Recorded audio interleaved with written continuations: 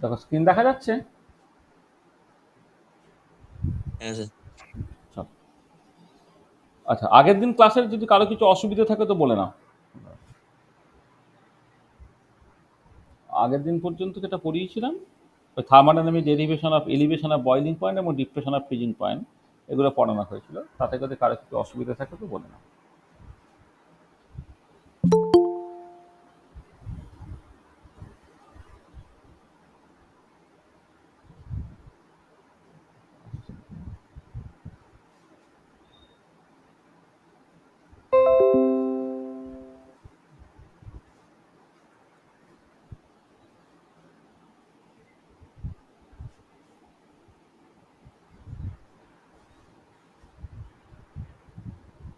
আচ্ছা, আমরা শুরু করি। দেখো, আচ্ছা আজকে হচ্ছে আমরা যেটা এখন আমার সব আসছে রে।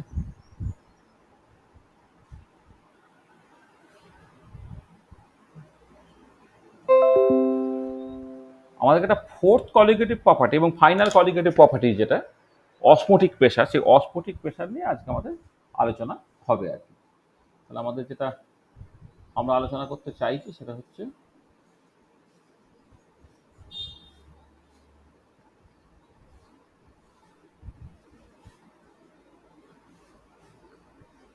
টপিক টু বি ডিসকাসড,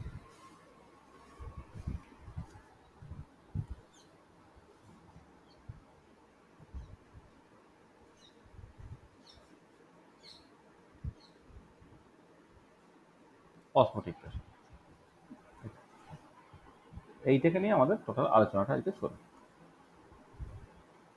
আচ্ছা, শুরুটাকে করা যাক। দেখো, একটা জিনিস আমরা দু একদিন আগে করেছিলাম, সেটা হচ্ছে এই যে ধরো যখন কোনো একটা সলিউশন তুমি কনসিডার করছো, সেখানে এই কম্পোনেন্টগুলোর কেমিক্যাল পোটেনশিয়ালটা সলিউশনে সবসময় কম হবে পিওর সলভেন্টে যেটা থাকে তার তুলনায়। আমরা ধরো আমি এইরকমভাবে ভাবছি যে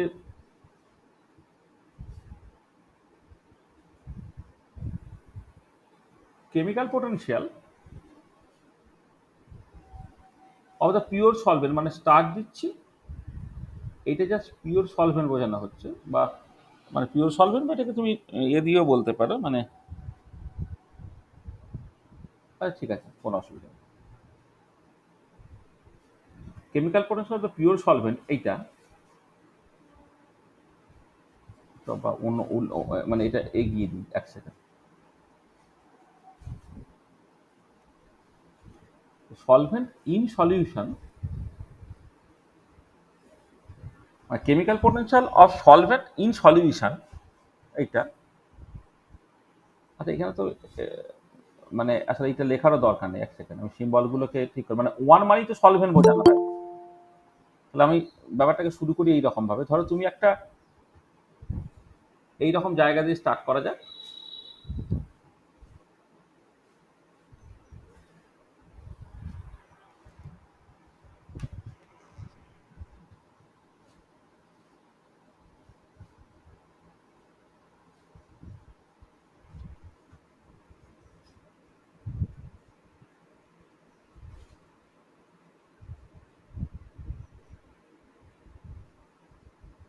এখানে একদম পার্টিশন করা আছে। ধরো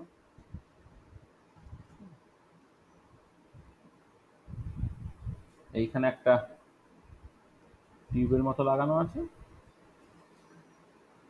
এইখানে একটা টিউব আছে। তাহলে এই দিকে তুমি পিওর সলভেন্ট নিয়েছো, আর এটা তুমি সলিউশন নিয়েছো। ঠিক আছে, তাহলে একদিকে পিওর সলভেন্ট, একটা সলিউশন আছে, এবং তারা সেপারেট করা আছে একটা সেমি পারমিয়েবল মেমব্রেন দিয়ে।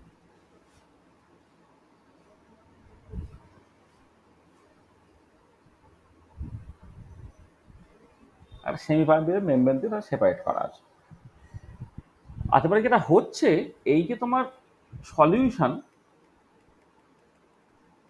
যেখানে সলভেন্ট সলিউট সবাই আছে, আর এইটা হচ্ছে তোমার ধরো সলভেন্ট শুধু।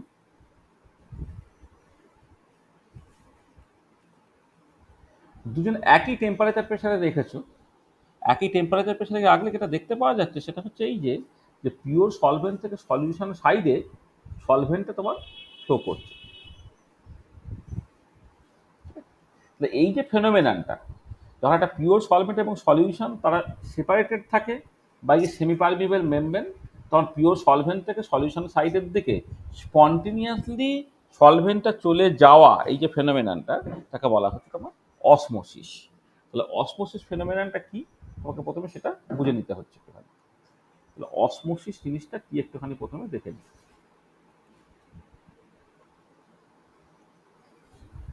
তাহলে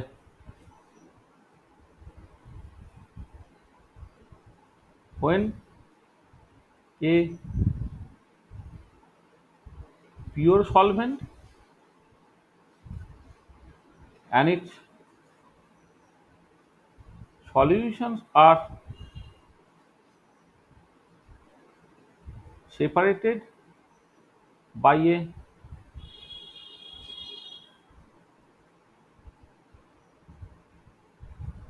semi-permeable membrane,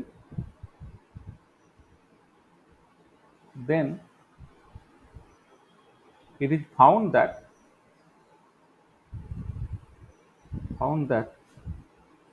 the solvent flows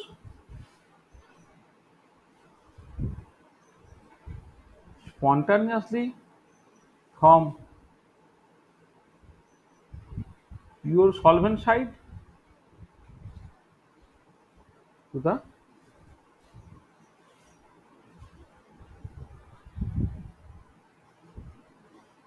solution side. When a pure solvent and its solution are separated by a semi-permeable membrane, then it is found that even at fixed temperature and pressure, মানে দুদিকে temperature pressure তুমি সমান রেখেছো, even at fixed temperature and pressure the solvent flows spontaneously from pure solvent side to the solution side. ঠিক আছে, এই যে ঘটনাটা ইজ কল্ড দ্য অসমোসিস, বা বাংলা যেটাকে বলে অভিস্রবণ। হ্যাঁ, তাহলে একটা pure solvent side, pure solvent একটা সলিউশনের সাথে তারা সেপারেটেড থাকছে বাই সেমি পারমিয়েবল মেমব্রেন। এবার এই পিওর সলভেন্ট সাইড থেকে সলিউশন সাইডের দিকে স্পন্টিনিয়াসলি সলভেন্টটা ফ্লো করে যাওয়া, এই যে ফেনোমেনানটা তাকে বলা হচ্ছে তোমার অসমোসিস। এই ফেনোমেনানটা হচ্ছে অসমোসিস। আচ্ছা, এবারে আমি একটু বোঝার চেষ্টা করি যে অসমোসিসটা কেন ঘটছে, যেটা আমি প্রথমেই বলার চেষ্টা করছিলাম। তারপর আবার মনে হলো যে না, অসমোসিসটাকে বলে দিই, তারপরে জিনিসটাকে বলবো। তাহলে এর অরিজিনটা কি, এই যে কাজটা হলো তার একটা থার্মোডাইনামিক অরিজিনটা কি। দেখো, তুমি জানো যে chemical potential of the pure solvent in the liquid phase, আর তার সঙ্গে সঙ্গে এইটা আগে লিখি, মানে সলিউশনেরটা আগে লিখি। তো সলভেন্টের কেমিক্যাল পোটেনশিয়াল ইন সলিউশন আর পিওর সলভেন্টের chemical potential in liquid phase, এদের যদি কম্পেয়ার করো তাহলে কি দেখেছো না তুমি?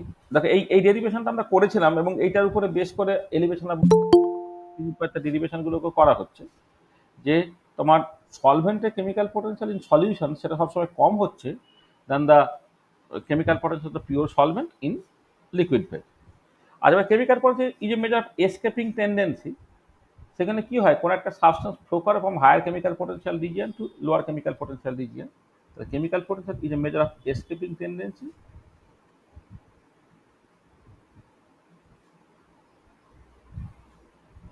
is a measure of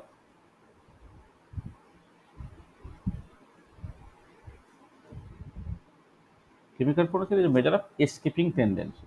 ঠিক আছে, তাহলে কি করবে না, solvent flows from a region of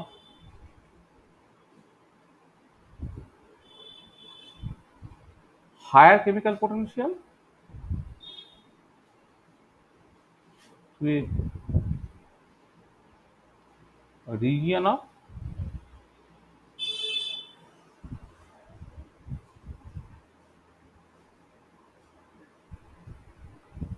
lower chemical potential. হ্যাঁ, হাই কেমিক্যাল পোটেনশিয়াল থেকে লোয়ার কেমিক্যাল পোটেনশিয়াল থেকে ফ্লো করছে। এবং যেহেতু পিওর সলভেন্ট সাইডে এইখানে কেমিক্যাল পোটেনশিয়ালটা হচ্ছে তোমার μ1 star in the pure liquid phase, আর এখানে কেমিক্যাল পোটেনশিয়াল হচ্ছে μ1 ইন দ্য সলিউশন। এদিকে কেমিক্যাল পোটেনশিয়াল বেশি, এদিকে কেমিক্যাল পোটেনশিয়াল কম বলে তোমার এই হায়ার কেমিক্যাল পোটেনশিয়াল রিজিয়ন থেকে লোয়ার কেমিক্যাল পোটেনশিয়ালের দিকে সলভেন্টটা ফ্লো করছে, এবং তার জন্য অসমোসিস করছে। এই যে solvent flows from a region of higher chemical potential to lower chemical potential, এটা region of lower chemical potential. তাহলে হেন্স অসমোসিস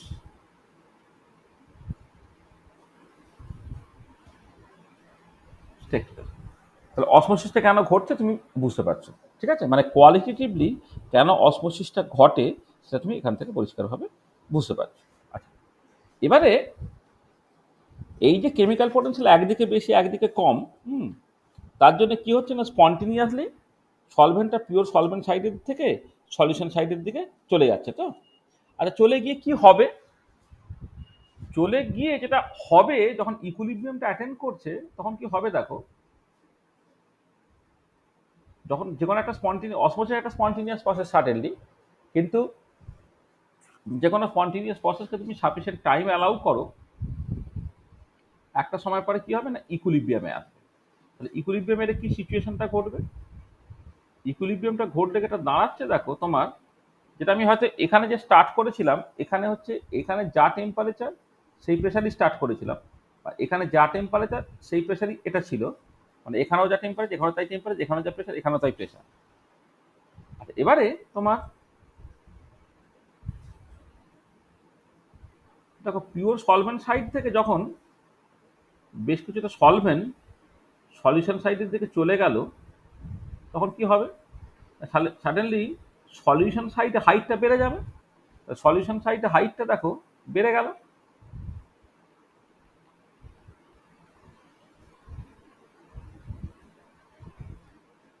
ঠিক আছে?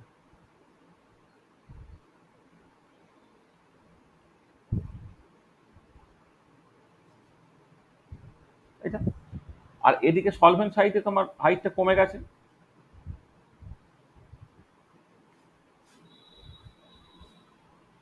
তোমার কি হচ্ছে দেখো, যে স্পন্টিনিয়াসলি সলভেন্টটা পিওর সলভেন্ট সাইড থেকে সলিউশনের দিকে চলে গেছে, তাহলে এদিক থেকে লিকুইডে যদি এদিকে চলে যায় তাহলে এদিকে হাইটটা বেড়ে যাবে। হাইটটা বেড়ে গেলে তুমি দুরকম করে ভাবতে পারো যে যে এদিকে, মানে এটা দুরকম করে ভাবতে পারো যে এইদিকে প্রেশারটাকে তুমি এখন পি নাও, এদিকে প্রেশারটা হচ্ছে পি মাইনাস পাই, এইটা। অথবা উল্টো দিকে এদিকে যদি প্রেশারটা পি নাও, এদিকে প্রেশারটা হচ্ছে পি প্লাস পাই। তাহলে এই পাইটা কি? পাইটা হচ্ছে এখানে যে এক্সেস প্রেশারটা আছে সেটা হচ্ছে এই পাইটা। আর এটা দুরকম করে ভাবা যেতে পারে। একটা হচ্ছে যে সলভেন্ট সাইডে প্রেশার যদি পি করো তাহলে সলিউশন সাইডে প্রেশারটা হচ্ছে পি প্লাস পাই হয়ে যাবে। অথবা তুমি যদি মানে এটাই হয়তো করলে, যেভাবে ছবিটা এঁকেছি তাতে হয়তো তোমার সুবিধা হবে। তাহলে এদিকে প্রেশার যদি তোমার পি থাকে, এদিকে প্রেশারটা হয়ে যাচ্ছে কত না, পি প্লাস কিছুটা এক্সট্রা প্রেশার, সেটা হচ্ছে পাই। তারপরে এটা দাঁড়াচ্ছে এই যে স্পন্টেনিয়াস ফ্লো হচ্ছে of the solvent from the pure solvent side to solution side, তার জন্যে সলিউশন সাইডে যে প্রেশারটা এক্সেস হয়ে গেল সেটাই হচ্ছে তোমার অসমোটিক প্রেশার। অথবা উল্টো দিকে তুমি বলতে পারো যে যদি তোমার ইকুইলিব্রিয়ামটা অ্যাটেন্ড করতে হয় তখন এই তোমাকে যেটা করতে হবে সলিউশন সাইডে কিছুটা প্রেশার কমিয়ে দিতে হবে। মানে মানে এটা দুরকম করে তোমাকে ভাবতে হবে। দেখো এই কন্ডিশনটাতে ইকুইলিব্রিয়ামে এসে না, তাহলে এই কন্ডিশনে যদি ইকুইলিব্রিয়ামে আসে তোমাকে কি করতে হচ্ছে, এর আগে যেখানে দুদিকে প্রেশারটা সমান ছিল কোনো একটা গিভেন টেম্পারেচারে, ওই টেম্পারেচারটা ফিক্সড রেখে তুমি যদি সলিউশন সাইডে কিছুটা প্রেশার বেশি দাও, অথবা যেটা আমি বলছিলাম যে আসলে একাধিক ছবি আঁকতে হচ্ছে আর কি সবকিছু বোঝানোর জন্য, অথবা কেউ এইরকম করেও ভাবতে পারে, ধরো তোমার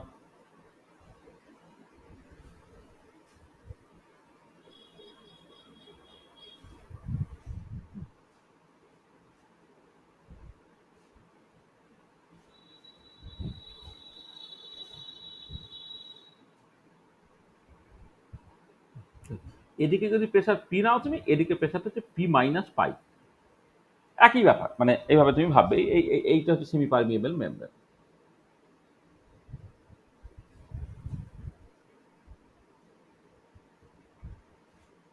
মেমব্রেন, এটা হচ্ছে সেমি পারমিয়েবল মেমব্রেন।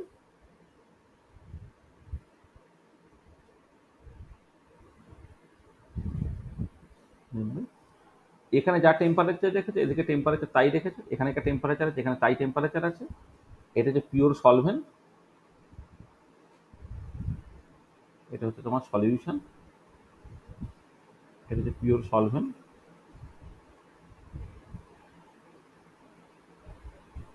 এটা সলিউশন। হ্যাঁ, তার মানে দেখো তাহলে এই যে পাইটা সেটা হচ্ছে অসমোটিক প্রেসার। তাহলে অসমোটিক প্রেসারটা তুমি কিভাবে ডিফাইন করছো? যে যদি পিওর সলভেন্ট এবং সলিউশন তারা সেমি পারমিয়েবল মেমব্রেন দিয়ে সেপারেটেড থাকে, তাহলে কোনো একটা গিভেন টেম্পারেচারে ইকুইলিব্রিয়ামটা অ্যাটেন্ড করার জন্য তোমাকে সলিউশন সাইডে যতখানি প্রেসার এক্সেস দিতে হচ্ছে, অথবা সলভেন্ট সাইডে যতখানি প্রেসার তোমাকে কমাতে হচ্ছে, সেটাই হচ্ছে তোমার অসমোটিক প্রেসার। ঠিক আছে? দেখো মানে একদম অসমোটিক প্রেসারের ব্যাপারটা এইরকমভাবে তুমি ভাবতে পারো যে এক হচ্ছে স্পন্টিনিয়াস অসমোসিসের জন্যে তোমার প্রেসার ডিফারেন্সটা তৈরি হচ্ছে। তাই এবারে ঘুরিয়ে গিয়ে তুমি যেটা বলতে পারো যে যদি আমি সলভেন্ট সাইডে কিছুটা প্রেসার কমিয়ে দিই বা সলিউশন সাইডে প্রেসার কিছুটা প্রেসার বাড়িয়ে দিই, যাতে করে হচ্ছে আর স্পন্টিনিয়াসলি পিওর সলভেন্ট সাইড থেকে সলিউশন সাইডের দিকে সলভেন্টটা যাবে না, অর্থাৎ ইকুইলিব্রিয়াম অ্যাটেন্ড করে যাবে, সেটাই হবে তোমার অসমোটিক প্রেসার। তাহলে কি হচ্ছে, ব্যাপারটা একই রকমের। এই যে ধরো a pure solvent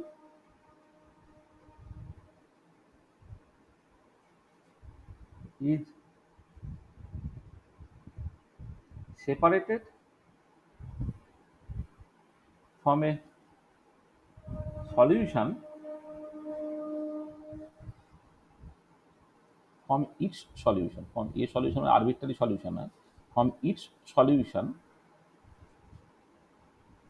a pure solvent is separated from its solution by a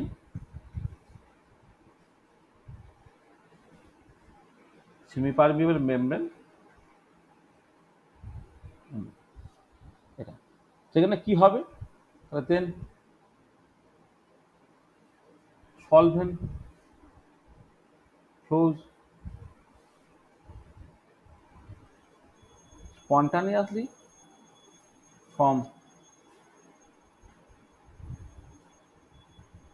pure solvent side to solution side। But at a given temperature,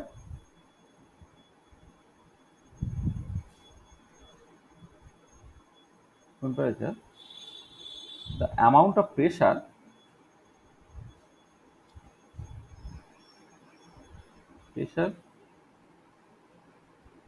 that has to be reduced from pure solvent side, or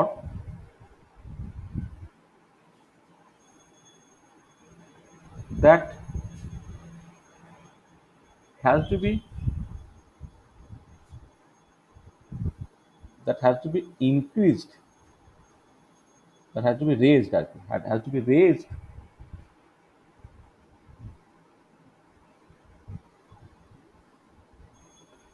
reduced বা lowered বলে, lowered লিখে দাও,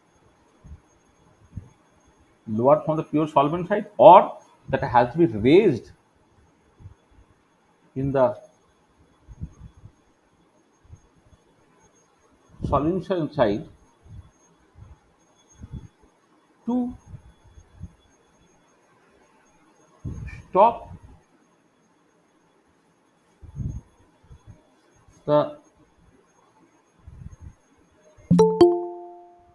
the continuous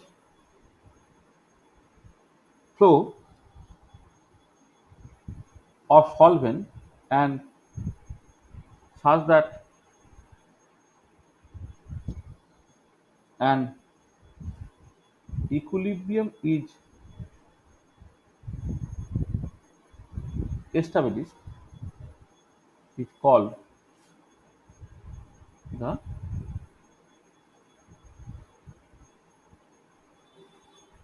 osmotic pressure. তাহলে কি হলো দেখো, a pure solvent is separated from a solution by a semi permeable membrane, then solvent flows continuously from pure solvent side to solution side, যে ফেনোমেননটাকে বলা যায় osmosis. At a given temperature, the amount of pressure that has to be lowered from pure solvent side, the pure solvent side থেকে তুমি কতখানি pressure কমাচ্ছ, or that or that has to be raised in the solution side, অর্থাৎ solution সাইডে তোমাকে যতখানি pressure excess দিতে হচ্ছে to stop the spontaneous flow of solvent, এই সলভেন্টের স্পন্টিনিয়াস ফ্লোটাকে আটকানোর জন্য, and such that an equilibrium is established is called osmotic pressure. তাহলে অসমোটিক প্রেসার জিনিসটা কি বুঝতে পারলে? অসমোটিক প্রেসার জিনিসটা কি পরিষ্কার? হ্যাঁ স্যার। জয়েন করছিল না, কেউ আসছিল নাকি?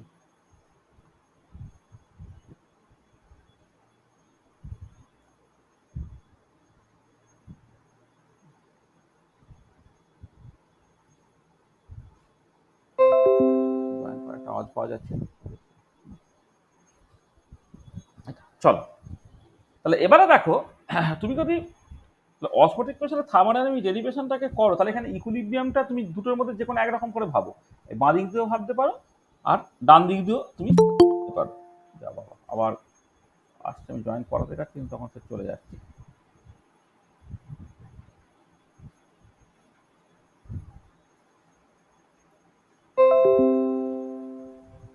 রাইহান হোসেনটা কে রে? হ্যাঁ, কোন কলেজে পড়িস? রাইহান,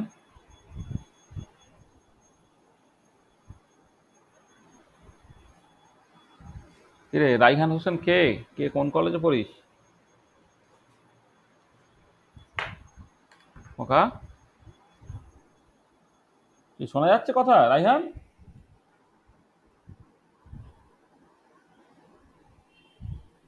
হ্যালো, কোথায় গেল? হ্যালো রাইহান, শুনতে পাচ্ছিস কথা আমার?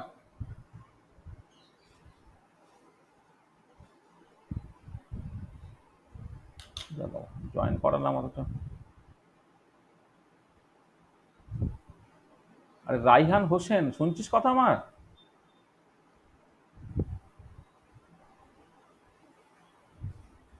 তুই এতক্ষণ কষ্ট করে জয়েন করলি, অথচ তুই শুনছিস না? হ্যাঁ স্যার, শোনা যাচ্ছে স্যার। তোর কি আওয়াজটা কি হচ্ছে না কেন? আমি কি লিভ করিয়ে দেবো? না না স্যার, মনে হয় কোনো নেটের সমস্যা হচ্ছে। আমি তো বারবার বলছি শোনা যাচ্ছে, কিন্তু আপনি বলছেন ঠিক বুঝতে পারছি। সেটাই তো, তুই জয়েন করলি এত পরে, তারপর আমি জিজ্ঞেস করছি যে তো কোন কলেজ তোর? সুশীল কর স্যার। হুম, তোকে তো আমি ক্লাসে কখনো দেখি না, ক্লাস করিস?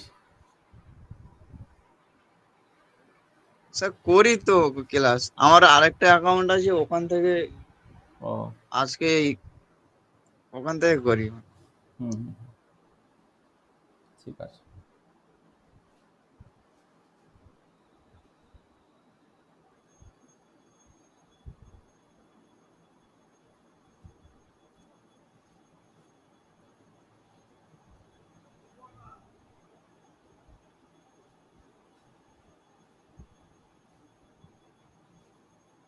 আচ্ছা, চলো চলো।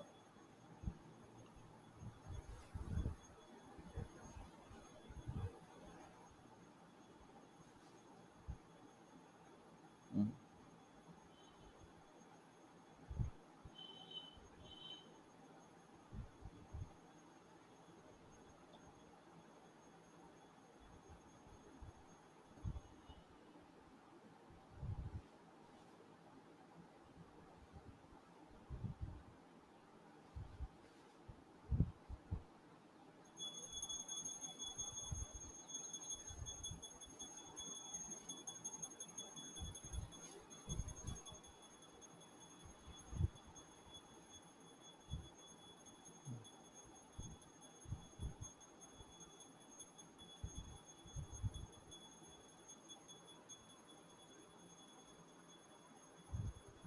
এক সেকেন্ড, ফোন আছে। হ্যাঁ, দেখো, দেখো এবারে যে কোনো ইকুইলিব্রিয়ামকে দেখার জন্য তোমাকে কি করতে দুদিকে কেমিক্যাল পোটেনশিয়াল সমান করতে হয়।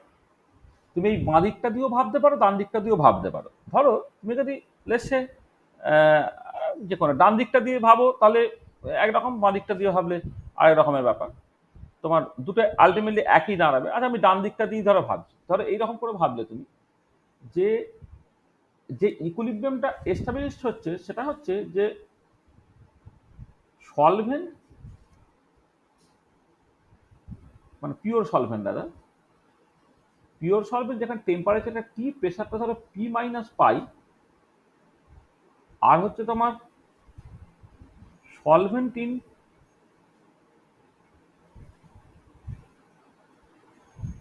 সলিউশন যেখানে টেম্পারেচারটা টি, প্রেসারটা পি। আমি সেকেন্ড কেসটাই বলছি। এই যে প্রেসারটা হচ্ছে পি মাইনাস পাই আর এখানে প্রেসারটা হচ্ছে পি, তার মানে পিওর সলভেন্টটা temperature T, pressure P minus pi, আর সলিউশনটা টেম্পারেচার টি, প্রেসার পি। এই ইকুইলিব্রিয়ামটা যখন এস্টাবলিশড হচ্ছে আর কি, হ্যাঁ, তখন তোমার ইকুইলিব্রিয়ামটা অ্যাটেন্ড হচ্ছে। তা in terms of chemical potential তুমি কি লিখতে পারবে?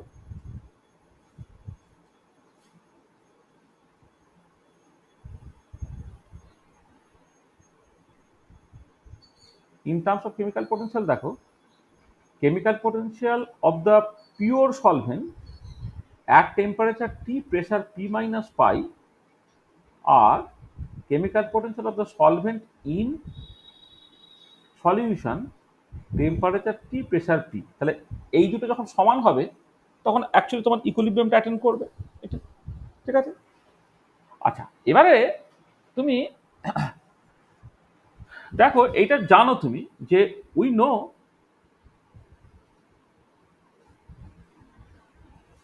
For a pure substance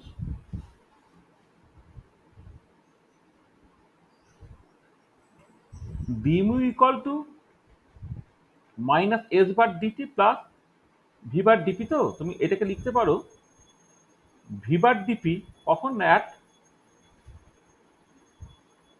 constant temperature. তারপর একটা পিওর সাবস্টেন্সের জন্য ডিমিউ হচ্ছে ভি বার ডিপি হয়ে যায় এটা। তাহলে এবারে তুমি যদি এই ডিমিউটা ভি বার ডিপি তুমি এটাকে ইন্টিগ্রেট করো, ধরে না যখন প্রেসারটা তোমার পি ছিল তখন কেমিক্যাল পোটেনশিয়ালটা ধরে নাও তার একটা ভ্যালু ছিল, সেটা হচ্ছে মিউ স্টার। আচ্ছা এখানে স্টার দিয়ে দিচ্ছে পিওর সাবস্টেন্স বলে, পিওর সাবস্টেন্স বলে, পিওর সাবস্টেন্স বলে, পিওর সাবস্টেন্স বলে, পিওর সাবস্টেন্স বলে, পিওর সাবস্টেন্স বলে এইটা। এবারে ধরো যখন প্রেসারটা পি তখন কেমিক্যাল পোটেনশিয়াল হলো মিউ স্টার, যখন টেম্পারেচার টি, প্রেসার পি। যখন প্রেসারটা হচ্ছে পি মাইনাস পাই তখন এইটা ধরে নাও মিউ স্টার, যখন টেম্পারেচারটা টি, প্রেসার পি মাইনাস পাই এইটা। আচ্ছা এবার এটা তুমি লিখতে পারো তাহলে দেখো বাঁদিকটা mu star temperature T, pressure P minus pi minus chemical potential of the pure solvent at temperature T, pressure P, সেটা হয়ে যাচ্ছে কত ভি বার স্টার। এইটা তোমার করলে তোমার পি প্লাস পাই, P minus pi minus P, মানে ইন্টিগ্রেশনটাকে করলে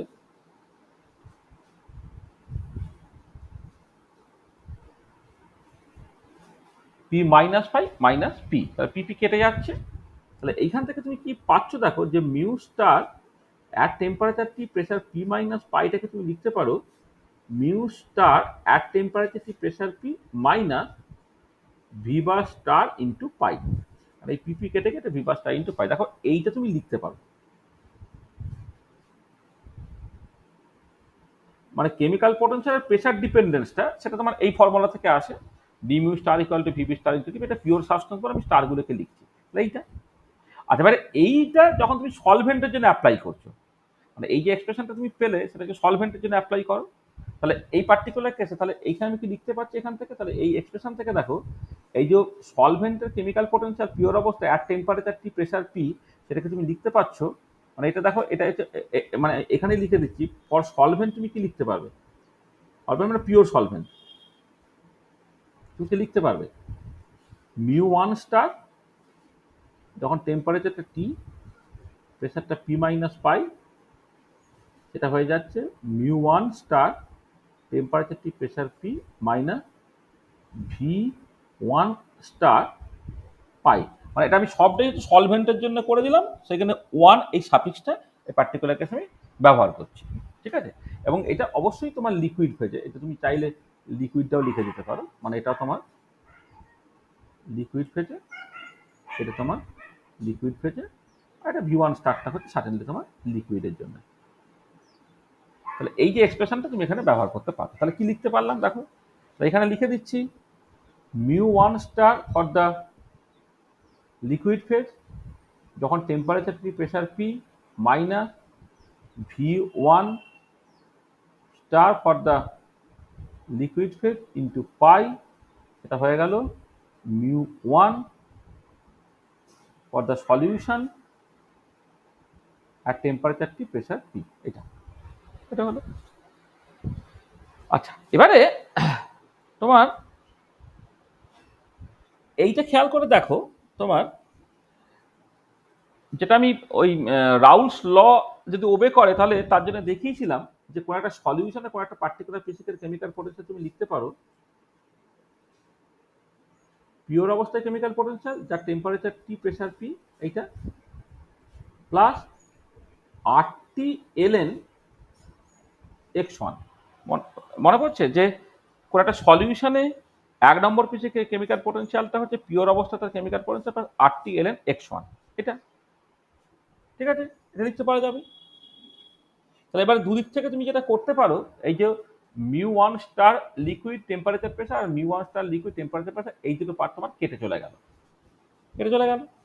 তাহলে সেইখান থেকে তুমি দেখো জাস্ট লিখতে পারছো যে এই একবারে পাইটাকে তুমি লিখে ফেলতে পারছো minus RT ln x2 divided by, মানে এইটা ইকুয়াল টু এটা হয়ে যাচ্ছে divided by V1 star 1 for the liquid. দেখো এই একটা এক্সপ্রেশন তুমি বের করে ফেলেছো অসমোটিক প্রেসারে, এই পাইটা হচ্ছে তোমার অসমোটিক প্রেসার, তো অসমোটিক প্রেসারে একটা এক্সপ্রেশন তোমার বেরিয়ে গেছে।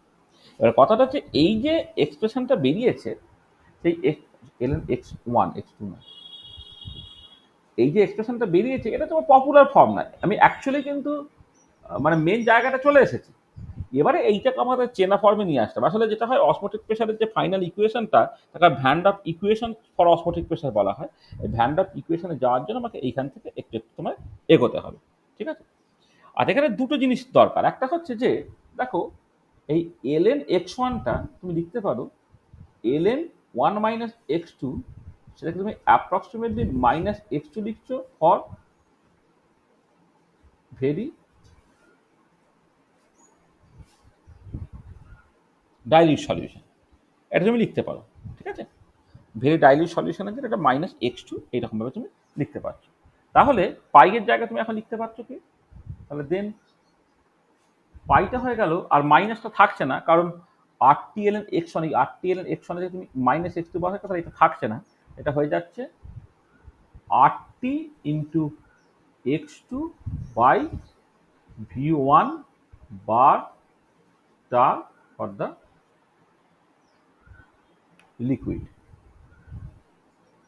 লিকুইড আচ্ছা, এবারে দেখো এগেন টোটাল ভলিউমটা, মানে কন্টেনারের টোটাল ভলিউমটা তুমি কি করে লিখবে না, অ্যাডিটিভিটি রুল থেকে, এগেন ফ্রম অ্যাডিটিভিটি রুল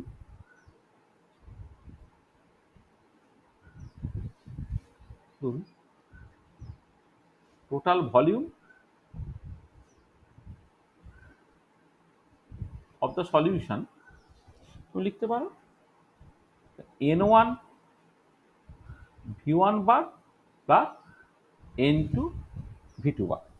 এটা অ্যাডিটিভিটি রুল তোকে পড়ানো হয়েছিল, যেটা মানে সিস্টেম অফ ভেরিয়েবল কম্পোজিশন যখন পড়িয়েছিলাম, তোমার যে কোনো এক্সটেন্সিভ প্রপার্টিকে তুমি অ্যাডিটিভিটি রুল দিয়ে লিখতে পারো। তাহলে ভিটা হচ্ছে n1 v1 বার প্লাস n2 v2 বার, এবং এটা সলিউশনের জন্য, এটা তোমার সলিউশনে, এটা তোমার সলিউশন। আচ্ছা, এবারে যদি তোমার প্রচন্ড ডাইলিউট সলিউশন হয় তাহলে সলিউটের পরিমাণটা কিন্তু খুব কম, তাহলে এটাকে অ্যাপ্রক্সিমেটলি তুমি n1 v1 bar 1 for the solution তুমি লিখতে পারো। এটা কার জন্য না, ফর ভেরি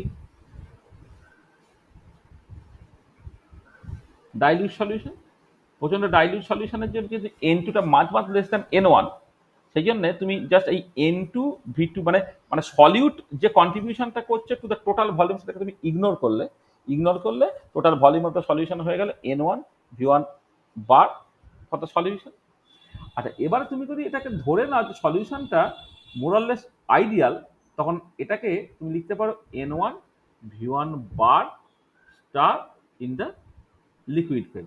মানে আসলে মোলার ভলিউম ও পার্সিয়াল মোলার ভলিউম ইউজুয়ালি আলাদা হয়, কিন্তু যখন ওটা মানে আইডিয়াল বা আইডিয়ালি ডাইলিউট সলিউশন হবে, তখন ওই সলিউশনে মোলার ভলিউম, তখন মোলার ভলিউম মানে মানে আইডিয়াল সলিউশনের জন্য আমি পরে অনেক ডেরিভেশন করবো, তোমরা এটা অলরেডি জানো।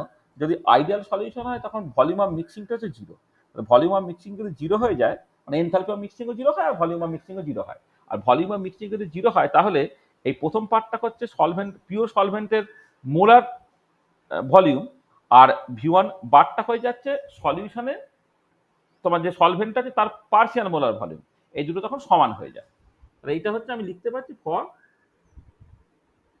আইডিয়াল অর আইডিয়ালি ডাইলিউট সলিউশনের ক্ষেত্রে তুমি V1 বার ইন সলিউশন মানে সলভেন্টের মোলার ভলিউম ইন সলিউশন আর পিওর সলভেন্টের মোলার ভলিউম এটা দিয়ে তুমি রিপ্লেস করতে পারছো। এটা ঠিক আছে?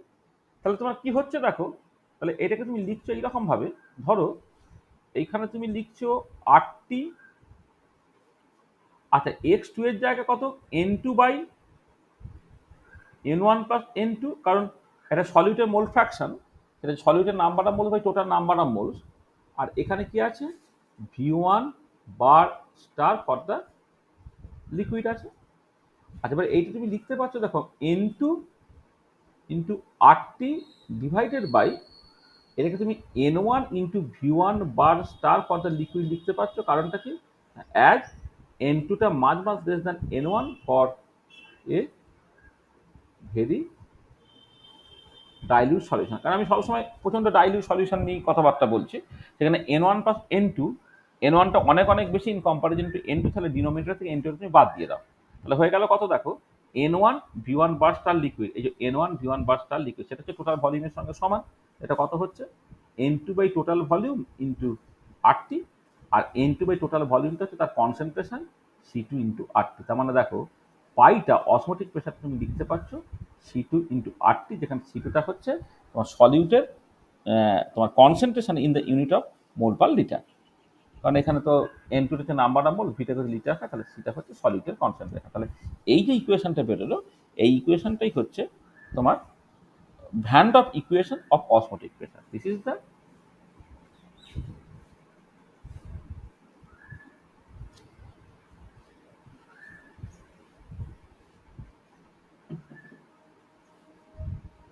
Van Hoff equation of osmotic pressure. এটা central equation pi equal to C2 into RT, এটা যেখানে তোমার C2টা হচ্ছে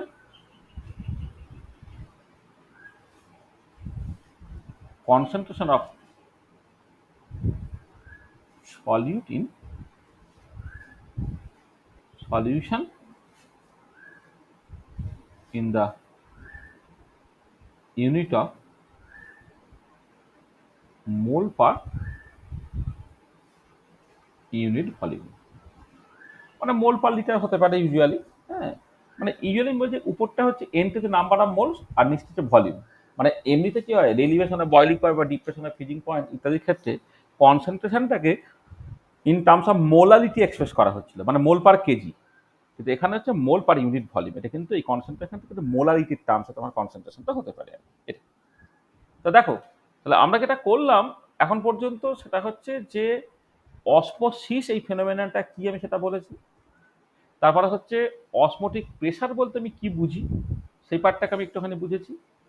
তারপরে হচ্ছে thermodynamic derivation of osmotic pressure, সেটাকে আমি বুঝে ফেললাম, তার জন্য তুমি ভ্যান ডফ ইকুয়েশনটাকে পেলে।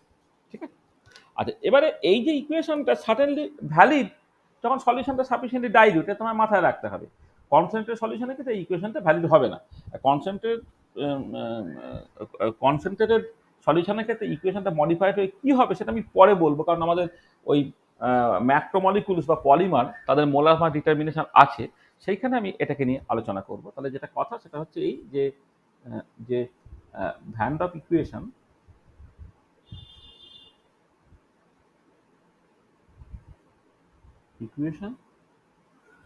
of osmotic pressure, Van der equation of osmotic pressure is applicable only when the solution is ideal or ideally dilute।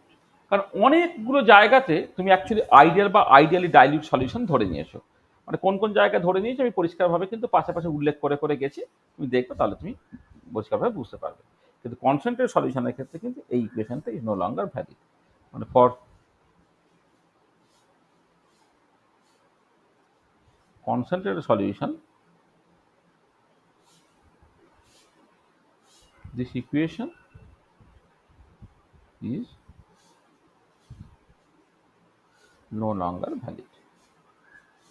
এই পার্টটাকে নিয়ে ডিটেল আলোচনা আছে, আমরা সেটা পরে বলবো, মানে তখন এই এই যে ইকুয়েশনটা কেমন করে মডিফাইড হয়ে যাচ্ছে, হ্যাঁ সেগুলো আমরা তখন দেখব, সেটা এখন আসছি না, তো পরে আসছি। আচ্ছা, তাহলে বোঝা গেল অসমোসিস জিনিসটা কি, ঠিক আছে, কোনো অসুবিধা নেই তো? তা দেখো, তাহলে আমরা বেসিক্যালি তোমার চারটে কলিগেটিভ প্রপার্টিজ পেলাম। এই চারটে কলিগেটিভ প্রপার্টিজ এবার একটুখানি তোমায় দেখতে হবে, যে তাদের মধ্যে পারস্পরিক সম্পর্কগুলো একটুখানি ভালো করে দেখতে হবে। দেখো তোমার, আমি নেক্সট যে জায়গাটি নিয়ে আলোচনা করবো সেটা হচ্ছে inter relation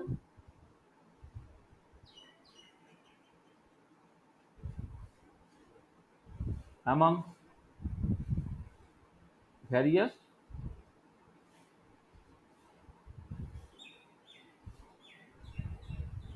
qualitative properties।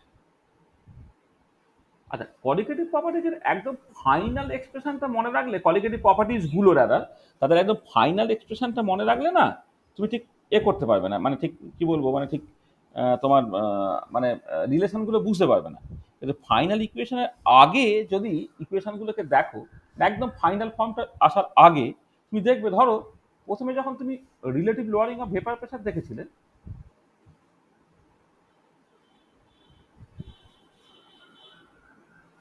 Lowering of vapour pressure, এটা ধরো আমি এরকম ডেল্টা ডেল্টা আর পি এরকম তার নাম দিচ্ছি, সেটা কি ছিল? পিওর সলভেন্টের ভেপার প্রেশার মাইনাস সলিউশনের ভেপার প্রেশার বাই পিওর সলভেন্টের vapour, relative lowering of vapour pressure. এইটা দেখবে একটা স্টেজ এটাকে আমি minus L N x one লিখেছিলাম, minus L N x one লিখেছিলাম, এবং সেইটাকে তুমি অ্যাকচুয়ালি এক্স টু বলেছিলে। তারপর দেখবে প্রত্যেকটা এক্সপ্রেশনে either L N x one অথবা এক্স টু ইনভলভ, তাহলে সেই জায়গাটা দেখো। তার নেক্সট হচ্ছে, ধরো তুমি যখন এলিভেশন অফ বয়লিং পয়েন্ট বলেছিলে, এটা আর একটা colligative property, elevation of boiling point. Elevation of boiling পয়েন্টটা তুমি ডেল্টা টি বি এরকম ভাবে লিখলে, হ্যাঁ সেটা দেখবে এরকম এক, মানে এমনিতে কি ডেল্টা টিভিতে কেবি ইন্টু এম মানে মোলালিটি, আর কেবি হচ্ছে এবুলিস্কোপিক কনস্ট্যান্ট, সেটাই তোমার মনে থাকে। কিন্তু ওটা আসার আগে দেখবে এরকম একটা জায়গা ছিল, আর টিভি স্টার তার square divided by delta h bar star vaporization, এইটা কিন্তু এল এন এক্স ওয়ান আর minus L N x one সমান এক্স টু, তুমি এটাকে লিখে দিতে পারো টিভি স্টার তার square divided by delta h bar star one for vaporization, এইটা ইন্টু এক্স টু। একটা রিলেশন ছিল, এটা হচ্ছে 1 নম্বর ইকুয়েশন, এটা ধরো 2 নম্বর ইকুয়েশন। আচ্ছা, আর এলিভেশন অফ বয়লিং পয়েন্ট মনে থাকবে, তোমার depression of freezing point automatically মনে থেকে যাবে। ডিপ্রেশন অফ ফ্রিজিং পয়েন্ট বাঁ দিকে মাইনাস ডেল্টা টিএফটাকে করে দাও, মানে নেগেটিভটা বাঁ দিকে দিয়ে দাও। এটা কি হবে? এটা আর সরি টিএফ, এটা মাইনাস থাকছে, মাইনাস আর টিএফ স্টার তার স্কোয়ার, মানে টি বিটা জাস্ট টিএফ হয়ে যাচ্ছে, আর ভেপোরাইজেশনটা ফিউশন হয়ে যাবে, delta h bar star 1 fusion. আচ্ছা সরি এল এন x1, এবং এটা হয়ে যাচ্ছে আর টিএফ স্টার তার square divided by delta h bar star 1 fusion into x2। এটা তাহলে তোমার 3 নম্বর ইকুয়েশন। আর 4 নম্বর হচ্ছে তোমার একটু আগে যেটা করলাম, অসমোটিক প্রেশার। এটা ভ্যান ডফ ইকুয়েশন আসছে আর কি। পাইটা তুমি এইভাবে এই পর্যন্ত লিখেছিলে minus N one R T by total ভলিউমটা এল এন এক্স ওয়ান, অথবা এটা তুমি লিখতে পারছো n one R T by v into x two. এটা হলো 4 নম্বর ইকুয়েশন। আর এবারে প্রত্যেকটা ইকুয়েশনই দেখো either L N x one involve আছে অথবা এক্স টু ইনভলভ আছে। এবারে তুমি যে কোনো দুটো ইকুয়েশন থেকে ধরে নাও এক্স টুটাকে বের করে নিলে, এক্স টুটা এখানে বেরোবে রিলেটিভ লোয়ারিং অফ ভেপার প্রেশারের টার্মসে, এখানে এক্স টুটা বেরোবে এলিভেশন অফ বয়লিং পয়েন্টের টার্মসে। তাহলে দুদিক থেকে এক্স টু বের করে দিয়ে তুমি বসিয়ে দাও। ঠিক একই রকম ভাবে একের সঙ্গে দুই, একের সঙ্গে তিন, একের সঙ্গে চার, দুইয়ের সঙ্গে তিন, দুইয়ের সঙ্গে চার, এবং তিনের সঙ্গে চার, এইরকম তুমি 6টা টোটাল রিলেশন তুমি পেতে পারবে। তাহলে using this equation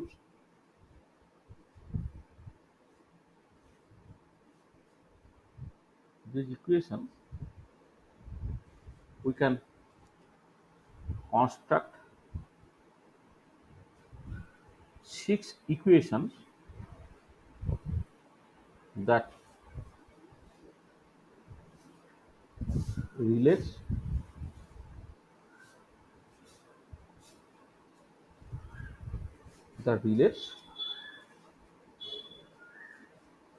various colligative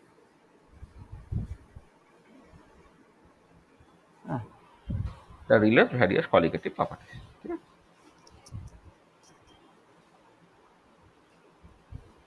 ঠিক আছে। মানে আমি এইগুলো লিখে দিচ্ছি না। ধরো তোমাকে যদি বলে যে এলিভেশন অফ বয়লিং পয়েন্ট আছে, ডিপ্রেশন অফ ফ্রিজিং পয়েন্টের কানেকশনটা বা সম্পর্কটা, মানে রিলেশনটা কি, কিছুই না। 2 নম্বর ইকুয়েশন থেকে x2 বের করো, 3 নম্বর ইকুয়েশন থেকে x2 বের করো, দুটোকে সমান করে দাও। বা 2 নম্বর ইকুয়েশন থেকে ln x1 বের করো, 3 নম্বর ইকুয়েশন থেকে ln x1 বের করো, দুটোকে সমান করো। তখন তোমার elevation of boiling point, depression of freezing পয়েন্টের সম্পর্ক বেরিয়ে যাবে। ঠিক একই রকম ভাবে মানে তোমার এই যে 4টে থেকে করসপন্ডিং 6টা ওরকম রিলেশন কিন্তু বেরিয়ে যাবে। ঠিক আছে, বুঝতে পেরেছো?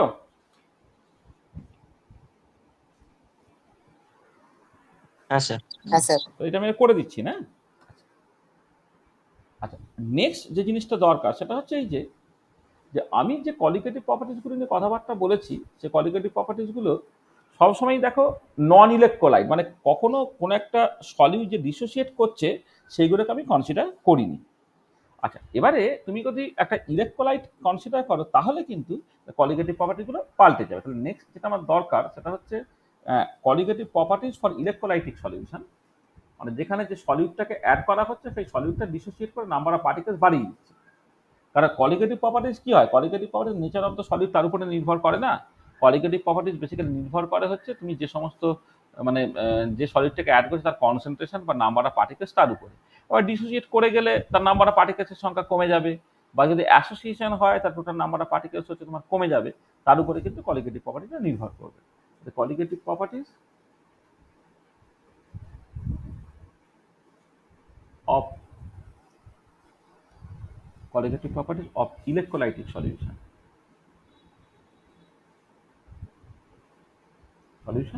এবং সেখান থেকে তোমার একটা ইম্পর্টেন্ট ফ্যাক্টর আমরা লিখবো, ভ্যান ডফ ফ্যাক্টর। এইটা একটু ভালো করে দেখতে হবে। আচ্ছা, প্রথমে ভ্যান ডফ ফ্যাক্টরটা কি বলি। দেখো, ভ্যান ডফ ফ্যাক্টরটা আই দিয়ে এক্সপ্রেস করা হয়।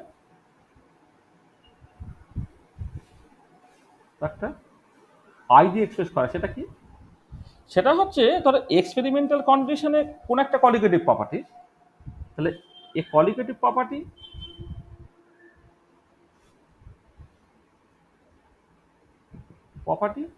অ্যাট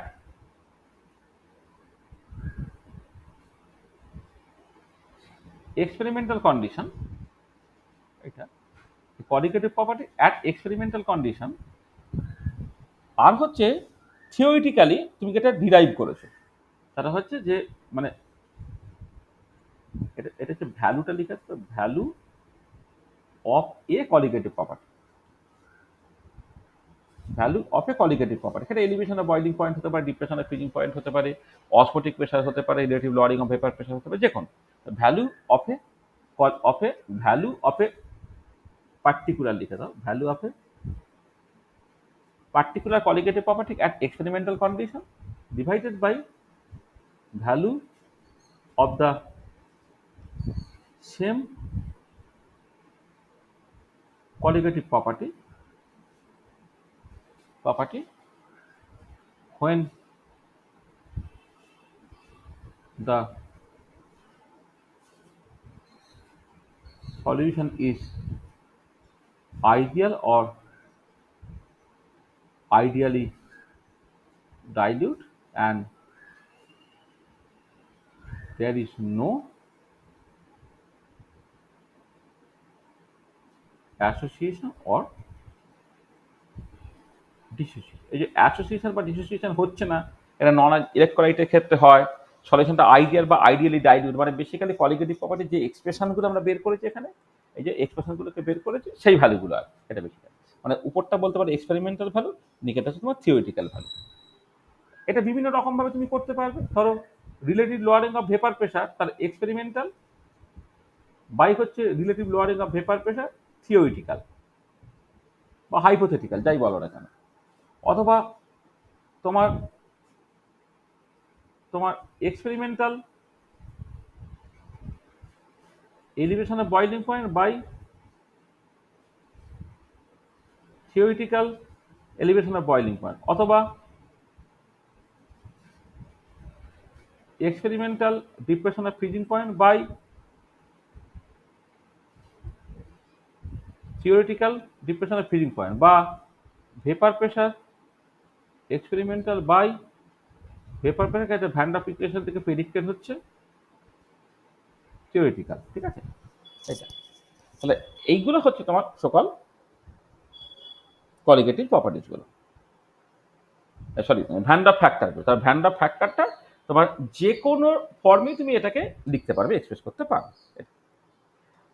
আচ্ছা, এটা হচ্ছে জেনারেল ডেফিনেশন হলো। আচ্ছা, এবারে যদি তোমার একটা উইক ইলেকট্রোলাইট হয়, তাহলে তার ডিগ্রি অফ ডিসোসিয়েশনের উপরে নির্ভর করবে নাম্বার অফ পার্টিকেলসের সংখ্যা বা অ্যাকচুয়াল মোলারিটি বা মোলালিটি কি চেঞ্জ হচ্ছে।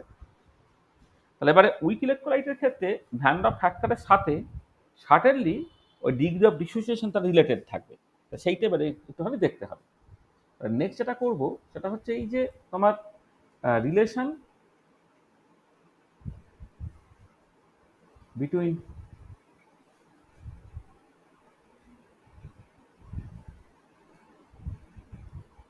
Van der factor I and degree of dissociation alpha of a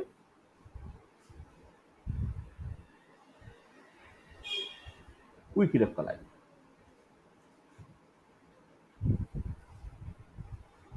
ধরো তুমি একটা উইক ইলেকট্রোলাইট কনসিডার করছো যেটা হচ্ছে A nu plus B nu minus, এটা ধরো একটা ইলেকট্রোলাইট।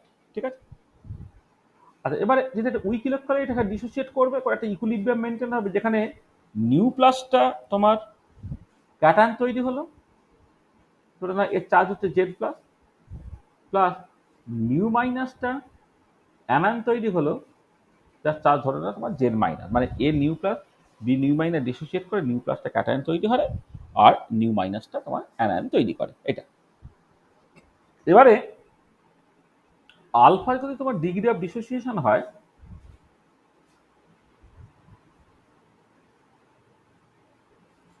ডিসোসিয়েশন হয়, আর এমটা ধরে নাও তোমার একটা কনসেন্ট্রেশন, মানে কনসেন্ট্রেশনটাকে তোমার মোলালিটি বলতে পারো,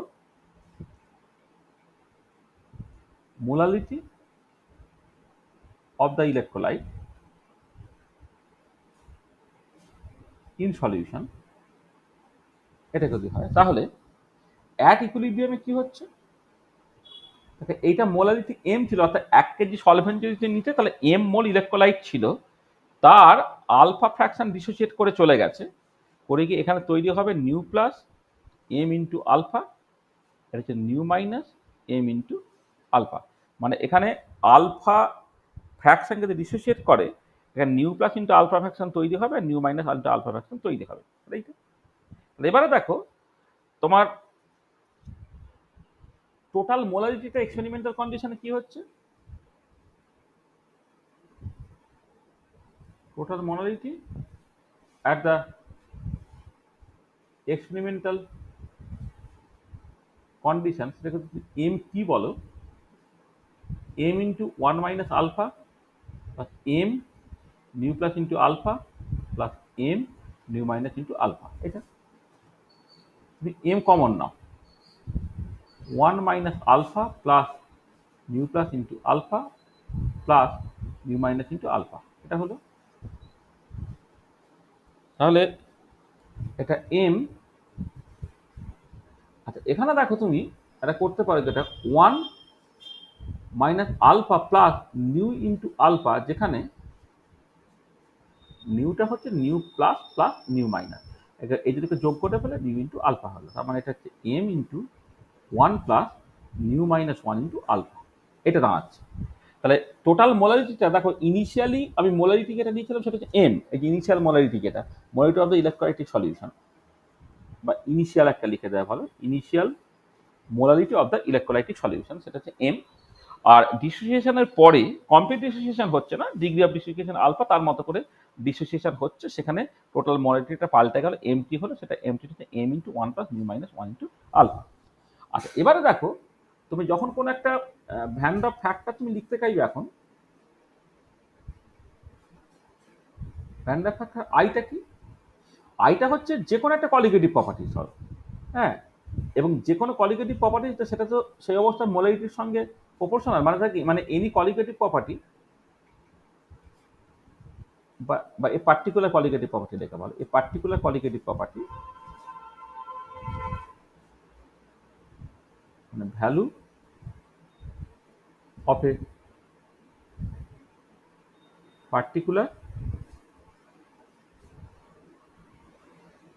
কলিগেটিভ প্রপার্টি বাই ভ্যালু, এটা এক্সপেরিমেন্টাল লেখা উচিত,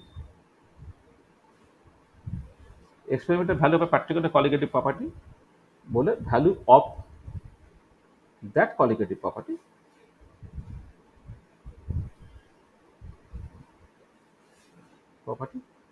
when the solution is ideal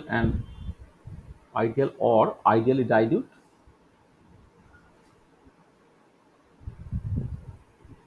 or ideally dilute, and there is no association or dissociation। দেখো এবার এইটা কি হবে, যে এক্সপেরিমেন্টাল ভ্যালুটা তোমার এম টি এর সঙ্গে প্রপোর্শনাল, আর থিওরিটিক্যাল ভ্যালুটা হচ্ছে এম এর সঙ্গে প্রপোর্শনাল, ঠিক আছে। যদি ডিসোসিয়েশন না হতো তাহলে মোলারিটি ছিল এম, যেখানে কলিগেটিভ প্রপার্টি এম এর সঙ্গে প্রপোর্শনাল, আর ডিসোসিয়েশনের জন্য টোটাল মোলারিটিটা পাল্টে কি এম কি হয়েছে তার সঙ্গে প্রপোর্শনাল, এইটা তাহলে এমটি বাই এম, সেটা কত হবে 1 plus nu minus 1 into alpha. তো এখান থেকে দেখো তাহলে আই মাইনাস 1 এইটা হয়ে গেল নিউ মাইনাস 1 ইন্টু আলফা, সেখান থেকে আলফাটা হয়ে যাচ্ছে দেখো i minus 1 by nu minus 1। তাহলে এইটা হচ্ছে তোমার দেখো ওই stoichiometric coefficient, total stoichiometric coefficient nu, যেটা nu plus plus nu minus, এইটা এবং ভ্যান ডপ ফ্যাক্টর, তার উপরে কিন্তু ডিগ্রি অফ ডিসোসিয়েশনটা নির্ভর করছে। আলফাটা হচ্ছে i minus 1 by nu minus 1, এটা ঠিক আছে, this is very very important. আচ্ছা, এবারে যদি এটা এরকম হতো যে উইক ইলেকট্রোলাইট না হয় এটা স্ট্রং ইলেকট্রোলাইট হতো, তাহলে কি হতো? দেখো, for strong electrolyte, complete dissociation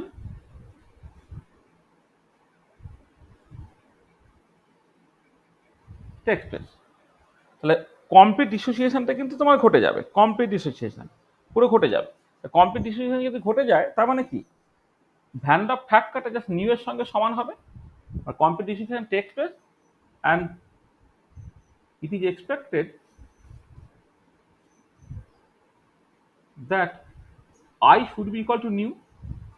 মানে ধর সোডিয়াম ক্লোরাইড কমপ্লিটলি ডিসোসিয়েট হয়ে এক মোল মানে মানে একটা Na প্লাস একটা Cl মাইনাস তৈরি করছে। তার মানে কি, তোমার যে সোডিয়াম ক্লোরাইডের কনসেন্ট্রেশনটা তুমি ভেবেছিলে বা যে মোলারিটি তুমি ভেবেছিলে, অ্যাকচুয়ালি মোলারিটি তার দ্বিগুণ হয়ে যাচ্ছে।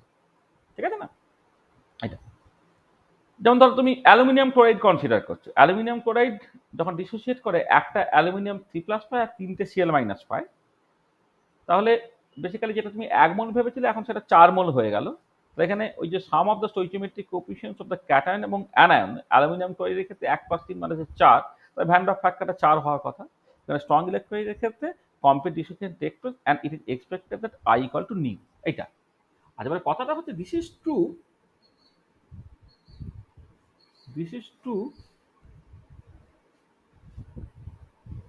only for an ideally dilute solution। এটা সত্যি শুধুমাত্র একটা আইডিয়ালি ডাইলিউট সলিউশনের জন্য এটা সত্যি। এটা যদি কনসেন্ট্রেট সলিউশন হয়, but for concentrated solution, concentrate সলিউশনের ক্ষেত্রে আইটা কি হয়, আইটা হচ্ছে নিউ তার থেকে কিছুটা পরিমাণ কমে যায়, 1 minus 0.375 Z plus Z minus into root over of i. এইটা ভ্যান ডার ফ্যাক্টরটা কিন্তু এইরকম ভাবে তোমার চেঞ্জ হয়ে যাচ্ছে। এটা কনস্ট্যান্ট সলিউশনের ক্ষেত্রে আই এর এক্সপ্রেশনটা এটা, এবং পরিষ্কার দেখতে পাচ্ছ যে আইটা হচ্ছে যেখানে আইটা হচ্ছে তোমার ionic strength of the solution, ionic strength,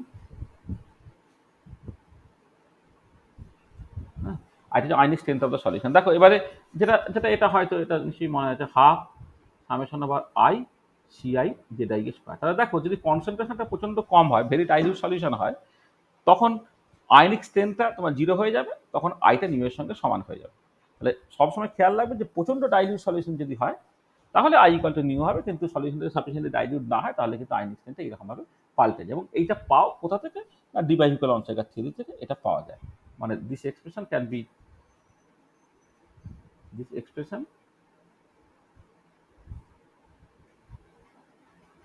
derived from Debye-Hückel-Onsager theory. এই ডিবাইভিকুয়াল থিওরি থেকে কিন্তু এটাকে তুমি বের করতে পারো। ঠিক আছে, বোঝা গেল ভ্যান ডার ফ্যাক্টরটা, এবং সেটা স্ট্রং ইলেকট্রোলাইট এবং উইক ইলেকট্রোলাইটের ক্ষেত্রে কেমন হচ্ছে। ঠিক আছে তো? হ্যাঁ স্যার। আচ্ছা, fine।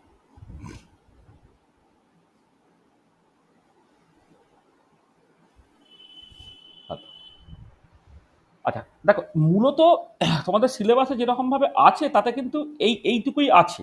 ঠিক আছে, এবারে এর সঙ্গে আমাকে কিছু কিছু জিনিস তোমাকে এক্সট্রাপোলেট করতে হবে, আর মানে এদিক ওদিক করে একটুখানি জিনিস তোমাকে এগোতে হবে।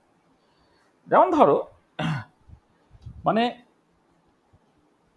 আমরা এই অসমোটিক প্রেসার এই প্রিন্সিপালটাকে কাজে লাগিয়ে আমরা মোলার মাস ডিটারমাইন করতে পারি কোনো একটা ম্যাক্রোমলিকুলের ক্ষেত্রে, এবং সেটা কি করে করবো আর কি, সেইটা একটুখানি জাস্ট এখন দেখে নেওয়া দরকার পড়ে। এমনিতে দেখো কোয়ালিটেটিভ প্রপার্টিসগুলো অ্যাকচুয়ালি ইম্পর্টেন্ট তোমার মোলার মাস ডিটারমিনেশনের জন্য, সেটা তোমার এলিভেশন অফ বয়লিং পয়েন্ট বলো, ডিপ্রেশন অফ ফ্রিজিং পয়েন্ট বলো, relative lowering of vapour pressure বলো এবং অসমোটিক প্রেশার বলো, প্রত্যেকটাই কিন্তু actually useful just molar mass ডিটারমিনেশনের জন্য। এবারে পার্টিকুলারলি অসমোটিক প্রেশার দিয়ে মোলার মাস ডিটারমিনেশন যখন তুমি করবে, তখন মানে দেখতে পাওয়া যাবে যে নর্মাল যে সমস্ত সাবস্টেন্সের ক্ষেত্রে মলিকুলার ওয়েটটা বেশ কম, তাদের ক্ষেত্রে অসমোটিক প্রেশারটা খুব একটা ভালো মেথড নয়। কিন্তু কোনো একটা ম্যাক্রোমলিকুলস বা পলিমার নিয়ে যখন তুমি কথাবার্তা বলবে, ম্যাক্রোমলিকুলস বা পলিমার, তাদের ক্ষেত্রে কিন্তু দেখতে পাবে এই মেথডটা কিন্তু খুব ভালো একটা মেথড। আমরা সেইটা এবারে আসছি, সেটা হচ্ছে ডিটারমিনেশন অফ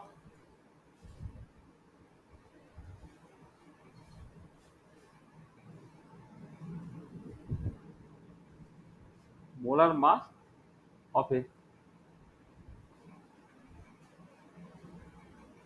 macromolecule by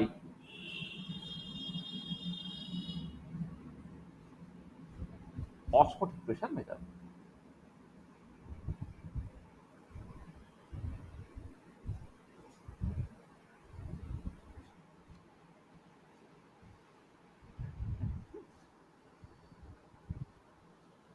আচ্ছা, প্রথম যে জিনিসটা এখানে খুব দরকার সেটা হচ্ছে এই যে আমরা যে for very dilute solution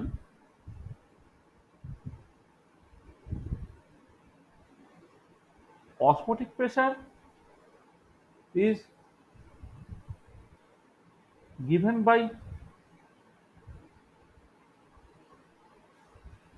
Van Hoff equation as পাইটা হচ্ছে তোমার C2 ইন্টু RT, এরকম ভাবে লেখা হয় তো। আচ্ছা, এবারে এইটা একটুখানি খেয়াল করে যে C2 ইন্টু RT, সেই C2টা হচ্ছে তোমার সলিউটের number of moles divided by total volume into RT, এইটা। আচ্ছা, এবারে এখানে N2টা হচ্ছে তুমি সলিউটের কতখানি পরিমাণ নিয়েছো ডিভাইডেড বাই তার মোলার মাস, তার সঙ্গে তোমার RT বাই ভি যেমন আছে, এই হচ্ছে ব্যাপারটা। আচ্ছা, এবারে এখানে একটা ব্যাপার হচ্ছে, সেটা হচ্ছে যে যখন তুমি এই রকম ভাবে লিখবে, তখন তোমার মোলার মাসটা তোমার অ্যাকচুয়ালি অ্যাজিভ যেন তোমার জানা আছে, এটা। তবে তো তুমি নাম্বার অফ মোলসটাকে বলতে পারবে। তাহলে পরিমাণকে মোলার মাস দিয়ে তুমি ভাগ করছো, করে তুমি নাম্বার অফ মোলসটাকে বের করছো। এবারে কথা হচ্ছে যেটা, যে for a polymeric sample,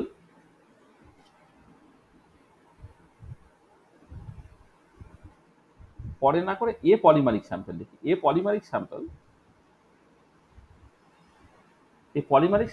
is usually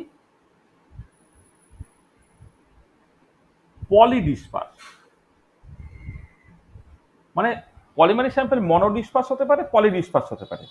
মনোডিসপার্স কথাটার মানেটা হচ্ছে যে ওই যে পলিমার সলিউশনে যে পলিমার ইউনিটগুলো আছে প্রত্যেকটা মোলার মাস একই, কিন্তু যখন তোমার বিভিন্ন রকমের থিওরিটিক্যাল চেন মেকানিজমে মনোমার থেকে পলিমার তুমি তৈরি করবে, তখন চেন টার্মিনেশনটাকে তুমি কন্ট্রোল করতে পারো না বলে যে পলিমার স্যাম্পলটাকে তুমি কনসিডার করছো, সেখানে তোমার বিভিন্ন মোলার মাসওয়ালা পলিমারিক ইউনিট কিন্তু থাকে।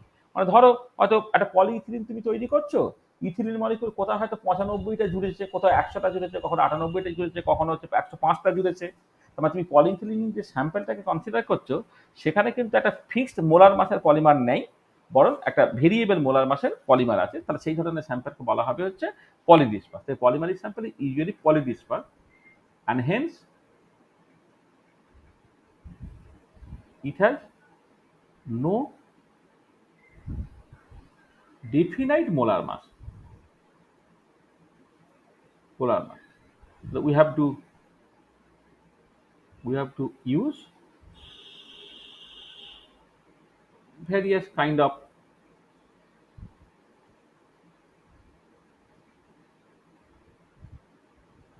average molar mass,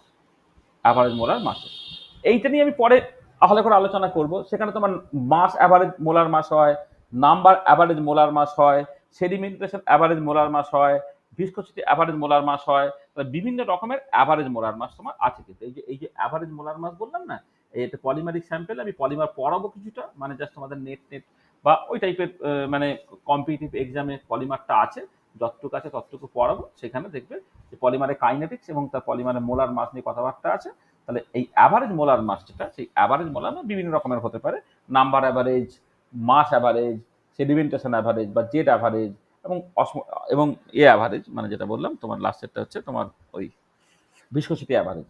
তাহলে বিভিন্ন রকমের মোলার মাস তুমি অ্যাকচুয়ালি ব্যবহার করতে পারো। তাহলে এই polymeric sample is usually polydisperse and hence it has no definite molar mass, we have to use various kind of average molar mass. তাহলে এই যে এইখানে কনসেন্ট্রেশনটা হচ্ছে মোল পার লিটারে তুমি হয়তো লিখছো, তাকে হচ্ছে যে পরিমাণটাকে নিচ্ছ তাকে তুমি মোলার মাস দিয়ে ভাগ করে দিলে করে এই রকম করে না কনসেন্ট্রেশনটা বের করা অ্যাকচুয়ালি সবসময় সম্ভব না। আর তুমি যেটা করতে পারো এখানে সেটা হচ্ছে যে এই এই W2/V একটা আলাদা করে নাও, RT/M2 যদি করে নেওয়া হয়, তাহলে দেখো এই W2টা হচ্ছে টোটাল পরিমাণটা, তাকে ভলিউম দিয়ে ভাগ করে তুমি যদি ডেনসিটি বলো, মানে যেখানে রুটুটা হচ্ছে ওজন ডিভাইডেড বাই ভলিউম, এটা some kind of density represent করছে আর কি। হ্যাঁ, density of the solute in solution. ডেনসিটির টার্মসে তুমি যদি লেখো, তাহলে ডেনসিটিটা কিন্তু তুমি ইজিলি বের করতে পারো ওজনকে তুমি just ভলিউম দিয়ে ভাগ করলে। অর্থাৎ ভ্যান ডার ইকুয়েশনটা কেউ চাইলে এইরকম ফর্মেও লিখতে পারে, যেখানে কনসেন্ট্রেশনটা তোমার দরকার পড়বে না, তার বদলে তুমি ওটাকে জাস্ট ডেনসিটি দিয়ে ব্যাপারটাকে লিখতে পারো, এইটা। আচ্ছা, এবারে এইখান থেকে যদি π/√2টাকে লেখো, তাহলে এটা কত হচ্ছে না RT/M2। অর্থাৎ যদি কেউ ধরো যে ভ্যান ডার ইকুয়েশনটা যদি ওবেড হয়, তাহলে π/√2 ভার্সেস ρ2 যদি কেউ প্লট করে, তাহলে সে কি পাবে? সে বেসিক্যালি একটা স্ট্রেট লাইন পাবে প্যারালাল টু ρ2 অ্যাক্সিস। তার মানে দেখো, যদি ভ্যান ডার ইকুয়েশনটা ওবেড হয়, তাহলে কি হচ্ছে, এদিকে যদি কেউ π/√2 প্লট করে আর এদিকে যদি ρ2 প্লট করে, তাহলে এই একটা ইকুয়েশন পাচ্ছে, ঠিক আছে? এরকম একটা সে ইকুয়েশন পাচ্ছে, যেটা প্যারালাল টু ρ2 অ্যাক্সিস। π/√2 যেটা প্যারালাল টু তোমার ρ2 অ্যাক্সিস। এটা এটা হচ্ছে অ্যাকর্ডিং টু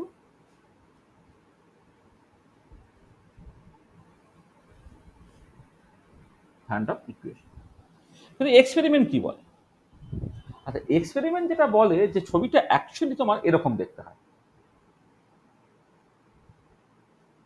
এইটা যে এক্সপেরিমেন্টাল ছবিটা, এটা এক্সপেরিমেন্টাল ছবিটা হচ্ছে এরকম দেখতে। আসলে যেটা হয় যে এই π/√2টা যেটা তোমার RT/M2 ছিল, এইটা, হ্যাঁ, R2/M2 ছিল। পরে তুমি যদি R2টাকে কমন নিয়ে নাও এখানে, এক সেকেন্ড, ধরো RT/M2 ছিল, তাহলে এক মিনিট, না ওইটা ওইভাবেই লিখে দেওয়া আছে। আচ্ছা,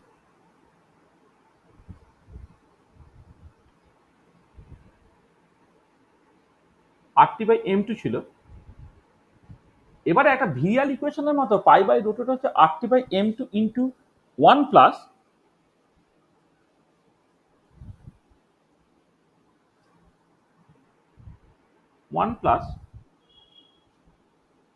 এক মিনিট, না এটাকে এইভাবে না করে এক second,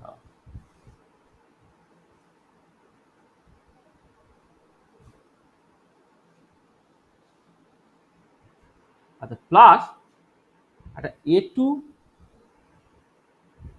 RT into ρ2 plus A3 RT into ρ2 তার square plus dot dot dot dot. আসলে যেটা ছিল π/√2 হচ্ছে RT/M2, এখন তার সাথে সাথে আরেক কিছু কারেকশন টার্ম চলে আসছে। তাহলে এইরকম একটা ইকুয়েশন দিয়ে actually experimental value of the osmotic প্রেসারকে এক্সপ্রেস করতে পারা যায়। π/√2 হচ্ছে RT/M2 plus A2 RT into rho two plus A3 RT into rho two square dot dot dot dot. এই যে ইকুয়েশনটা, এটা সাম কাইন্ড অফ একটা ভিরিয়াল ইকুয়েশন, একে বলা হয় Mayer McMillan equation. Mayer McMillan equation, this is the Mayer McMillan equation. Mayer ম্যাকমিলানের বানানটা ভুল হয়েছে, এটা হবে না, এমসি এমআই, এটাকে বলা হয় মায়ার ম্যাকমিলান ইকুয়েশন।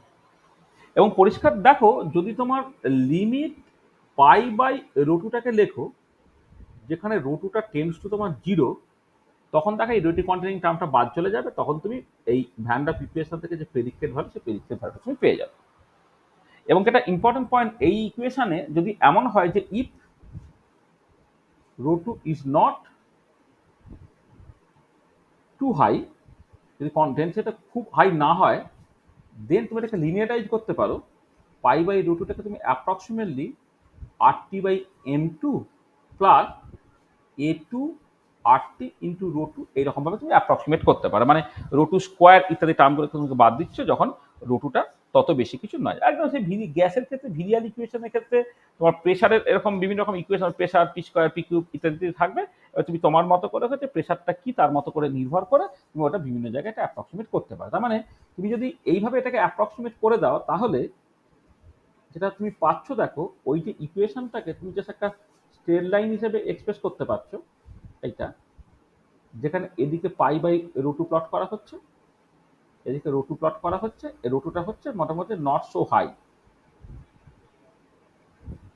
প্রচন্ড বেশি কনসেন্ট্রেশন হলে লিনিয়ারিটি থেকে ডেভিয়েটেড হয়ে যাবে, কিন্তু যদি কনসেন্ট্রেশনটা খুব হাই না হয় তাহলে কিন্তু লিনিয়ারিটিটা জাস্ট মেনটেন থাকে। আচ্ছা, লিনিয়ারিটি মেনটেন থাকবে, এটা যদি এক্সট্রাপোলেট করো, তাহলে এইখান থেকে যে ইন্টারসেপ্টটা পাচ্ছ সেটা basically pi by rho two, যেখানে রো টুটা ইকুয়াল টু 0, এবং সেটা কত হবে, সেটা হচ্ছে RT বাই M2 হবে। আর এখান থেকে তুমি স্লোপটা যেটা পাচ্ছ, স্লোপটা হচ্ছে A2 ইন্টু RT হচ্ছে।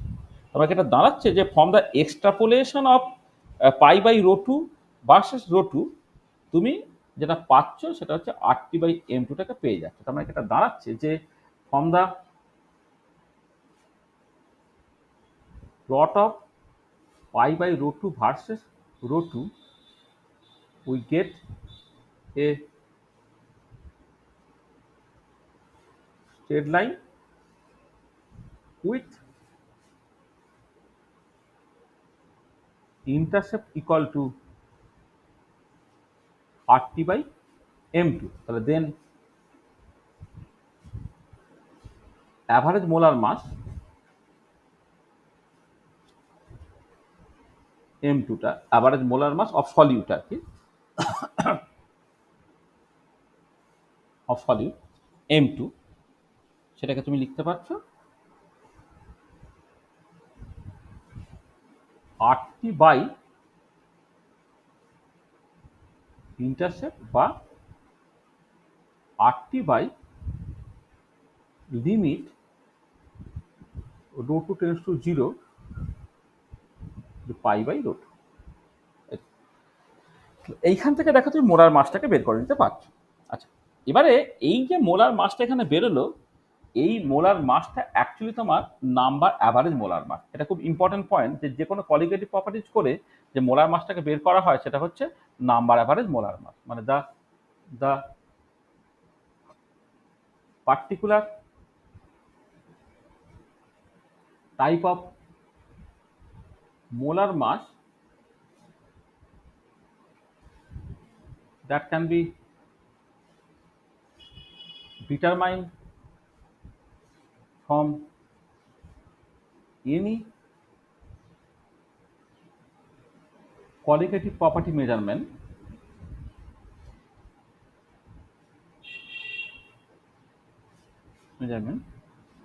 is the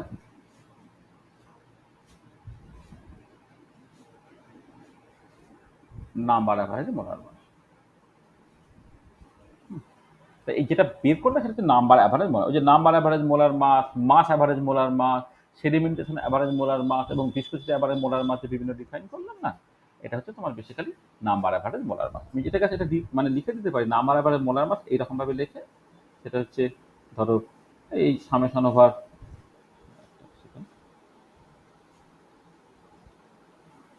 এটা হচ্ছে তোমার summation over i ni mi by summation over i ni, যেখানে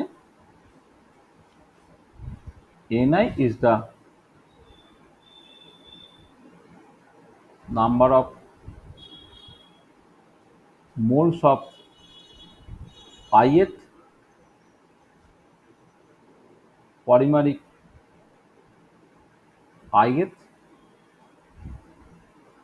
type of polymeric units having molar mass mi। মানে ধরো তোমার কাছে একটা স্যাম্পেল আছে যেখানে দুটো স্পিসিস আছে, মানে পলিমারিক স্যাম্পেল, কিন্তু দুটো ডিফারেন্ট মোলার মাসওয়ালা পলিমার আছে। প্রথমটা নাম্বার অফ মোলস n1, পরেরটা নাম্বার অফ মোলস হলো n2। প্রথমটার molar mass m1, পরেরটার molar mass হচ্ছে m2। তাহলে সেটা হবে কত, n1 m1 plus n2 m2 divided by n1 plus n2। তাহলে এই যে অ্যাভারেজিংটা সেটা হচ্ছে নাম্বার অ্যাভারেজ বলা হয়, এটা হচ্ছে নাম্বার অ্যাভারেজ মোলার মাস। তাহলে অসমোটিক প্রেসার মেজারমেন্ট করে যে মোলার মাসটা তুমি অ্যাকচুয়ালি ডিটারমাইন করো সেটা হচ্ছে নাম্বার অ্যাভারেজ মোলার মাস। এছাড়া আরও সব ধরো বিভিন্ন রকম স্ক্যাটারিং এক্সপেরিমেন্ট আছে, স্ক্যাটারিং এক্সপেরিমেন্ট করে যে মোলার মাসটা ডিটারমাইন করা হয় সেটা হচ্ছে ওয়েট অ্যাভারেজ মোলার মাস। এরপরে এছাড়া তোমার আছে, মানে সেডিমেন্টেশন এক্সপেরিমেন্ট আছে, সেখান থেকে তুমি জেড অ্যাভারেজ মোলার মাস পাবে। এটা ভিসকোসিটি মেজারমেন্ট আছে, ভিসকোসিটি মেজারমেন্ট করে যে মোলার মাসটা পাবে সেটা হচ্ছে ভিসকোসিটি অ্যাভারেজ মোলার মাস। তো বিভিন্ন রকমের মোলার মাস হয়, কিন্তু যে কোনো কোয়ালিটেটিভ প্রপার্টি ইউজ করে যে মোলার মাসটা ডিটারমাইন করা হয় সেটা কিন্তু তোমার ওই নাম্বার অ্যাভারেজ মোলার মাস। ঠিক আছে, তাহলে দেখো এই যে কোনো কোয়ালিটেটিভ প্রপার্টি ব্যবহার করেই তুমি মোলার মাস ডিটারমাইন করতে পারো। তো তার মধ্যে তোমার অসমোটিক প্রেসার মেজারমেন্ট করে যে মোলার মাস ডিটারমাইন করে সেটা খুব ইম্পর্টেন্ট, পার্টিকুলারলি ম্যাক্রোমালিকুলার পলিমারের ক্ষেত্রে মোলার মাসটা এরকমভাবে ডিটারমাইন করা হয়। এবং তার যে প্রিন্সিপলসটা, সেই প্রিন্সিপলসটা এখানে আমি বললাম। ঠিক আছে, এটা বুঝতে পেরেছো? কোনো অসুবিধা আছে?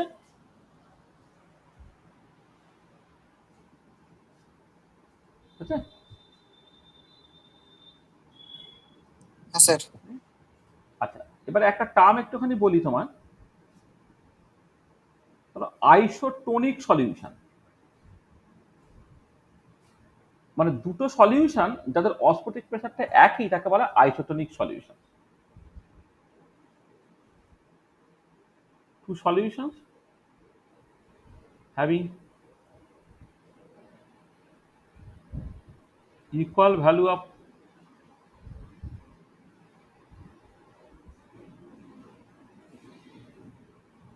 osmotic pressure, two solutions having equal value of osmotic pressure are called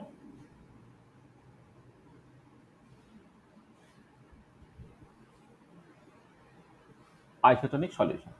Two solutions having equal value of osmotic pressure are called isotonic solution.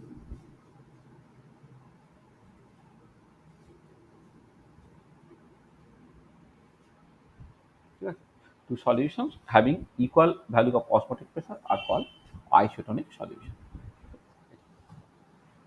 আচ্ছা এবারে ধরো যদি দুটো সলিউশনে আইডিয়ালি ডাইলিউট তুমি ধরে নাও, তাহলে যেহেতু অসমোটিক প্রেসারটা কনসেন্ট্রেশনের উপর নির্ভর করে, তাহলে তুমি বলতে পারবে যে দুটো সলিউশন যাদের কনসেন্ট্রেশন সমান হলে তারা হচ্ছে আইসোটোনিক সলিউশন হয়। ঠিক আছে, আচ্ছা এবারে তুমি যদি কনসিডার করো, ধরো মানে একটা মানে ব্লাড স্যাম্পেল তুমি ধরো কনসিডার করছো। ঠিক আছে, আচ্ছা এবারে মানে আচ্ছা তার আগে তো আমি একটুখানি বলি, তার আগে একটা কথা ধরো, এরকম একটা কথা তোমরা শুনবে যে সমুদ্রের মাছকে তুমি যদি মিঠে জলে নিয়ে চলে আসো, নোনা জলের মাছকে যদি তুমি মিঠে জলে নিয়ে আসো, তাহলে মাছটা মারা যায়। কেন মারা যায় বলতে পারবে? যে সমুদ্রের নোনা জলের মাছকে তুমি যদি মিষ্টি জলে নিয়ে আসো তাহলে সে মাছটা মারা যায়। আবার রিভার্সটাও সত্যি, মিষ্টি জলের মাছকে তুমি যদি আবার সমুদ্রে নিয়ে যাও তাহলে মাছটা মারা যায়। কেন বলতে পারবে? বলো, কে বলবে? স্যার অসমোটিক চাপের ডিফারেন্সের জন্য। হ্যাঁ, মানে কারণটা একটু গুছিয়ে বলো। বা ঠিকই বলছো, মানে কারণটা আরেকটুখানি ইলাবোরেটলি বলো। মানে ধরো তুমি মিঠে জলের মাছকে যখন সমুদ্রের জলে নিয়ে যাচ্ছ, সমুদ্রের জল তো নোনতা, তোমার কনসেন্ট্রেশন বেশি, আর মিঠে জলের মাছ তার যে ব্লাড বা তার যে তার শরীরে যে জল টল আছে সেগুলোর বেসিক্যালি কনসেন্ট্রেশনটা হচ্ছে কম। মানে বেসিক্যালি কি হচ্ছে, মানে তুমি যদি সেইভাবে দেখো যে মিঠে জলের মাছকে যখন সমুদ্র জলে নিয়ে যাচ্ছ তখন মিঠে জলের শরীরের ভেতর থেকে জলটা বেরিয়ে যাবে, হ্যাঁ, সল্টিং আউট হয়ে যাবে আর কি, করে সে মারা যাবে। আবার উল্টো দিকে যখন সমুদ্রের মাছকে তুমি মিঠে জলে নিয়ে আসছো তখন কি হচ্ছে না, সমুদ্রের মাছ সে মানে এমনি নর্মাল জলকে সে অ্যাবজর্ব করে নেবে, মানে অ্যাবজর্ব করে নেবে মানে আমি বলছি কি মানে ঠান্ডা মানে মিঠে জলটা মাছের ভেতরে ঢুকে যাবে, ঢুকে গিয়ে হচ্ছে সে ফুলে যাবে, তা এইভাবে মারা যাবে। তুমি দেখবে অনেক সময় লজেন্স খাও না, যে পালস লজেন্স বা ইত্যাদি যখন গালে দিয়ে খাও দেখবে গালের ওই জায়গাটা খসখসে হয়ে যায়, তার কারণটা হচ্ছে পালস লজেন্সের নোনটা ভাবটা তো অনেক বেশি, তো তা সেখানে করছে কি আমার যে মুখের যে মিউকাস সেখান থেকে জলটা বেরিয়ে যাচ্ছে, জলটা বেরিয়ে যাচ্ছে বলে মানে যে মানে একদিকে কনসেন্ট্রেশন বেশি একদিকে কনসেন্ট্রেশন কম, যেদিকে মানে এমনি আমাদের লালাতে নুনের কনসেন্ট্রেশনটা অনেক কম, যে পালস লজেন্সটা খাচ্ছে তাতে নুনের কনসেন্ট্রেশনটা বেশি, সেক্ষেত্রে কি হচ্ছে লোয়ার কনসেন্ট্রেশন থেকে হায়ার কনসেন্ট্রেশন সলভেন্ট চলে যাবে, অর্থাৎ আমার মুখ থেকে দেখবে জলটা বেরিয়ে যাচ্ছে এবং ওই জায়গাটা খসখসে হয়ে যায়, তুমি ভালো করে দেখতে পাবে। দেখো, ঠিক আছে? আচ্ছা, এবারে তুমি যদি একটা ব্লাড কনসিডার করো, ব্লাড মানে হিউম্যান ব্লাড, আর হিউম্যান ব্লাড এটা is isotonic with 85% sodium chloride solution, মানে 85% সোডিয়াম ক্লোরাইড সলিউশন, তার যে অসমোটিক প্রেশার আমাদের ব্লাডের অসমোটিক প্রেশার কিন্তু এক্স্যাক্টলি একই। আচ্ছা, এবারে যদি এমন হতো যে তোমার ধরো মানে ওই ব্লাডটাকে তুমি ওর থেকে লোয়ার কনসেন্ট্রেশনে কোনো একটা সলিউশনে রেখেছো, তোমার সেই সলিউশনটা হলো হাইপোটোনিক সলিউশন। আর যদি এমন হয়ে যায় যে তোমার সলিউশনটা হচ্ছে কনসেন্ট্রেশনটা বেশি, তখন তাকে বলা হবে হাইপারটোনিক সলিউশন। তাহলে এই যে আইসোটোনিক যখন তুমি বলছো, আইসোটোনিক মানে হচ্ছে অসমোটিক প্রেশার অফ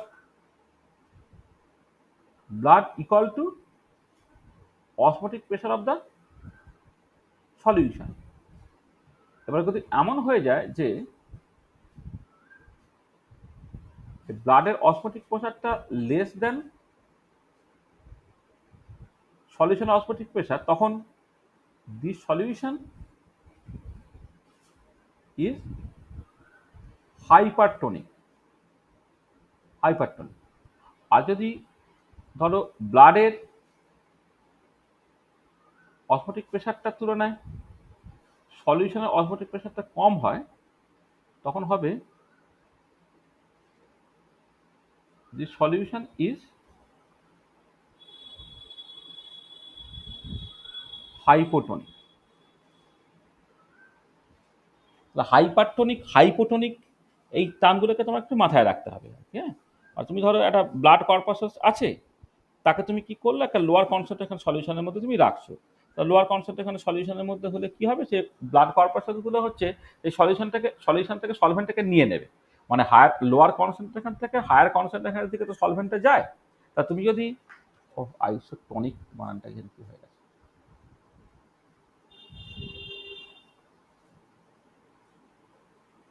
হ্যাঁ, মানে সবসময় তো লোয়ার কনসেন্ট্রেশন থেকে হায়ার কনসেন্ট্রেশন থেকে সলভেন্টে মুভ করে, তাহলে ব্লাড কর্পাসাসগুলোকে যদি তার থেকে লোয়ার কনসেন্ট্রেশনের কোনো সলিউশনের মধ্যে রাখো, তাহলে ব্লাড কর্পাসাসগুলো কি হবে, সে বেসিক্যালি সলভেন্টটাকে নিজের মধ্যে নিয়ে নেবে, নিয়ে সে বেসিক্যালি বাস্ট করে যাবে, ফুলে যাবে।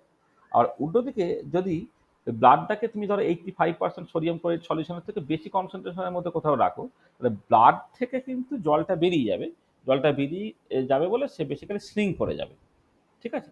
এটা তো মাথায় রাখতে হবে তোমাকে, ঠিক আছে? তাহলে হাইপোটোনিক, হাইপারটোনিক এবং আইসোটোনিক এই ডিফারেন্সটা কি সেটা তোমার কাছে মাথায় থাকবে, ঠিক আছে? তো দেখো তাহলে মোটামুটিভাবে অসমোটিক প্রেশার নিয়ে এইটাই জাস্ট বলা। আর আরেকটা একটুখানি বলে নেওয়া যেতে পারে রিভার্স অসমোসিসটা।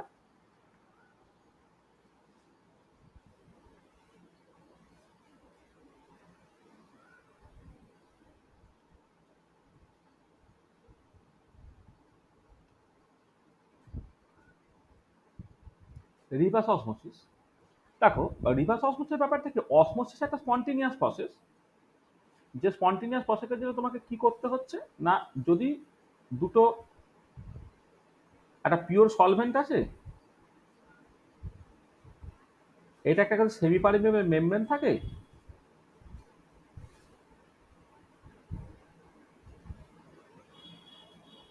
মেমব্রেন আছে,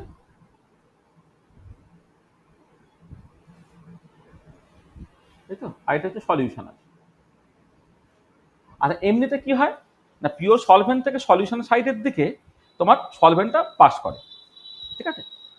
আচ্ছা এবারে দেখো, যদি তুমি এই সলিউশন সাইডে প্রেশারটা তোমাকে মোটামুটি ভাবে একটা মানে প্রেশারটা বেড়ে যাচ্ছে, তার মানে তুমি অন্যভাবে বলতে পারো সলিউশন সাইডে যদি আগে থেকে কিছুটা প্রেশার দিয়ে রাখো, তাহলে তুমি অসমোসিসটা আটকাতে পারবে। যেভাবে অসমোটিক প্রেশারের ডেরিভেশনটা আমি করলাম, তাতে কি হলো, তাতে হচ্ছে পিওর সলভেন্টের কেমিক্যাল পোটেনশিয়াল বেশি, সলিউশনের কেমিক্যাল পোটেনশিয়ালটা কম।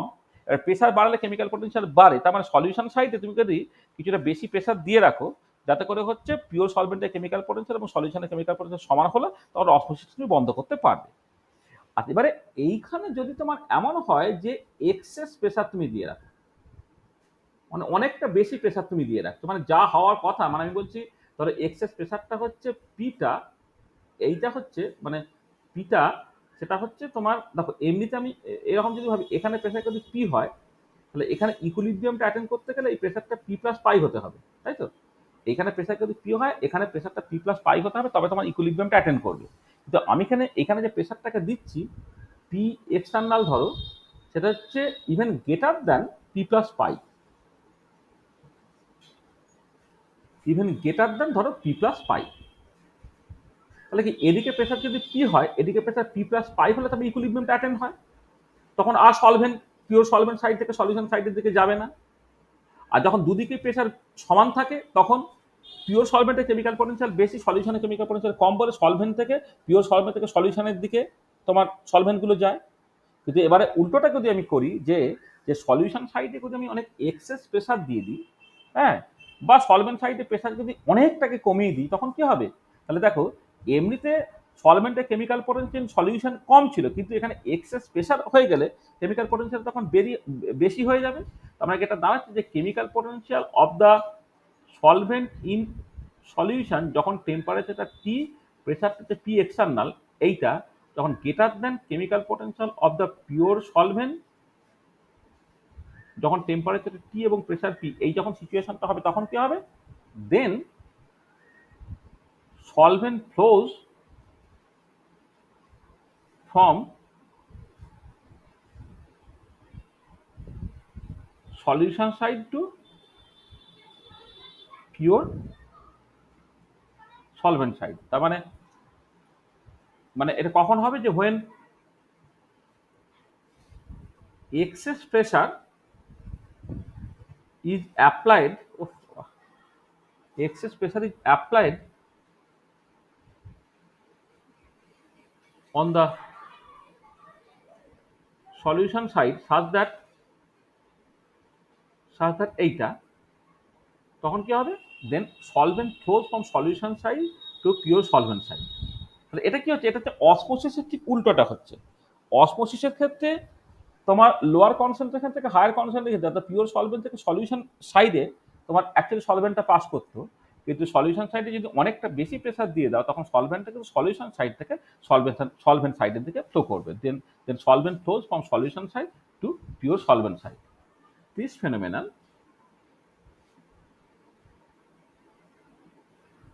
is called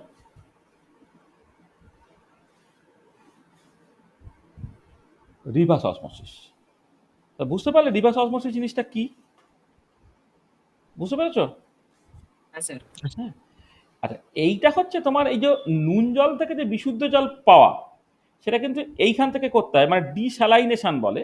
মানে তুমি ধরো একটা নিয়েছো, মানে তুমি ধরো লেসে একটা মানে নুন জল নিয়েছো, সেখানে প্রেশারটা কিন্তু প্রচন্ড হাই করে দাও, তাহলে কি হবে, এই নুন জল থেকে মানে শুধু জলটা সে পিওর সলভেন্টের দিকে চলে যাবে। তার এর অ্যাপ্লিকেশন হচ্ছে, মানে তুমি যদি সমুদ্রের জল থেকে তোমার খাবার উপযোগী জল তুমি বানাতে চাও, তা তোমাকে কি করতে হবে, সমুদ্রের জলে যে প্রচুর নুন আছে সেটাকে কমাতে হবে, ডিস্যালাইনেশন করতে হবে। ডিস্যালাইনেশন এইটা হচ্ছে রিভার্স অসমোসিস ব্যবহার করে অ্যাকচুয়ালি তোমাকে করতে হয়। একটা মানে পাইপ, সেমি পারমিয়েবল মেমব্রেন দেওয়া একটা পাইপ হচ্ছে, অনেকটা জলের নিচে পর্যন্ত ঢুকিয়ে দেওয়া হচ্ছে, যাতে করে তোমার প্রেশারটা এক্সেপশনালি হাই হয়ে যায়, মানে ফাঁকা পাইপ, তুমি যদি জলের অনেক ভেতরে তুমি নিয়ে চলে যাও তাহলে জলের পাইপের ভেতরে, হ্যাঁ, তোমার প্রেশারটা বেশ কম, আর বাইরেটা প্রেশারটা প্রচণ্ড হাই। এই প্রচণ্ড হাই প্রেশারে তোমার ওই নুন জল থেকে পিওর জলটা তোমার পাইপের মধ্যে ঢুকে যাবে। তাহলে এইভাবেই তোমার বিশুদ্ধ জল অ্যাকচুয়ালি এ থেকে পেতে হয় আর কি। একে ডিস্যালাইনেশন বলে। এই ডিস্যালাইনেশন ফেনোমেননটাকে তো রিভার্স অসমোসিস, রিভার্স অসমোসিস এই ফেনোমেননটা কিন্তু ডিস্যালাইনেশনের ক্ষেত্রে কিন্তু তোমার অ্যাকচুয়ালি ব্যবহৃত হচ্ছে। ঠিক আছে, বুঝতে পারলে? তাহলে এই হচ্ছে মোটামুটিভাবে কোয়ালিটেটিভ প্রপার্টিজ এবং তার রিলেটেড যে জিনিসপত্র ছিল সেগুলো আমরা আলোচনা করলাম। এই চ্যাপ্টারটা তোমরা ভালো করে পড়ে নেবে, সিলেবাসটা দেখে নেবে যে এই চ্যাপ্টার থেকে কোনো কিছু বাকি আছে কিনা, আর সলভ প্রবলেম বা যে প্রবলেমগুলো করতে দেওয়া আছে সেগুলো এবার একটু একটু দেখবে। ঠিক আছে, ওই চ্যাপ্টারটা তুমি রেডি করে নেবে। তাহলে আমরা দেখো কি কি করে ফেললাম অলরেডি। আমরা হচ্ছে যে জেনারেল ডিসকাশন যেগুলো তোমার একদম শুরুতে আমরা ফেজ, তারপর হচ্ছে কম্পোনেন্ট, তারপর ডিগ্রিজ অফ ফ্রিডম, তারপরে গিভস ফেজগুলো ডেরিভেশন, এইগুলোকে আমরা করেছি। তারপরে আমরা one component phase diagram, mu versus টি ফেজ ডায়াগ্রাম, তার জন্য একদিন সময় দিয়েছিলাম। তারপরে আমরা পি ভার্সেস টি ফেজ ডায়াগ্রাম, সেখানে ক্ল্যাপেরান ইকুয়েশন, ক্লসিয়াস ক্ল্যাপেরান ইকুয়েশন করে জল, কার্বন ডাইঅক্সাইড এবং সালফার তাদের ফেজ ডায়াগ্রাম ইত্যাদি ইত্যাদি করেছি। হ্যাঁ, তারপরে সেখানে boiling point, freezing point, sublimation পয়েন্টে তোমার ওই প্রেশারের এফেক্টটা কি সেগুলোকে দেখেছিলাম। তারপরে আমরা order of phase transition, first order, second order phase transition এবং তাদের যে ডিস্টিংক্টিভ ফিচার্সগুলো সেগুলোকে দেখেছিলাম। তারপরে লাস্ট 3টে ক্লাস ধরে আমরা কোয়ালিটেটিভ প্রপার্টিজ রিলেটেড যে জিনিসপত্রগুলো সেগুলোকে আলোচনা করলাম। আমরা নেক্সট ক্লাসে যেটা করব, মানে যতখানি হয়ে যাচ্ছে পুরো রেডি করে নেবে কিন্তু, হ্যাঁ, মানে হুট করে দেখবে পরীক্ষা চলে আসবে তখন তুমি অথই জলে পড়ে যাবে। মানে একদম যতটুকু হচ্ছে দিনের পর দিনে একদম তৈরি করে বইয়ের সঙ্গে বইয়ের সাহায্য নিয়ে পিডিএফগুলোকে দেখে ভিডিওগুলোকে দেখে একদম পরীক্ষার উপযোগী করে রেডি করে রেখে দেবে। তার নেক্সট ক্লাসে আমরা একদম বাইনারি সলিউশনের ক্ষেত্রে ঢুকে যাব। নেক্সট ক্লাস আমরা বাইনারি সলিউশনে যাব। এই বাইনারি সলিউশন নিয়েও কয়েকটা ক্লাস আমার চলবে পরপর পরপর করে, যেমন হয় আমাদের, মানে সবটাই আমরা করবো। এবারে মানে এখন তো সপ্তাহে এইটা একদিন পড়ানো হচ্ছে, ওটা একদিন পড়ানো হচ্ছে। এরপর যখন পরীক্ষার একটা ডেট মোটামুটি বুঝতে পারা যাবে, অর্থাৎ মাসখানেক আগে তো জানতে পেরে যাবে যে পরীক্ষাটা কবে কি হতে চলেছে, তখন যদি দেখি সিলেবাস একটু বেশি বাকি আছে, তখন যদি এর উপরে আরও এক্সট্রা ক্লাস কিছু দেওয়ার দরকার পড়ে তখন আমরা দেবো। মানে একবারে হুট করে প্রচুর করে ফেলে লাভ নেই। মোটামুটি সপ্তাহে 2টো করে ক্লাস তুমি রেগুলারলি করতে থাকো, করে দুটো জিনিস যেমন প্যারালালি এগোচ্ছে তোমার এগো। তারপরে যদি দেখা যায় সিলেবাসে কিছু মানে শেষ হতে বাকিটা কি থাকছে, তখন আরও এক্সেস যদি ক্লাস দিতে হয় তখন আমরা দিতে পারবো। আর চেষ্টা করো বন্ধুদেরকে বলো যে ক্লাসগুলো খুব রেগুলারলি করতে।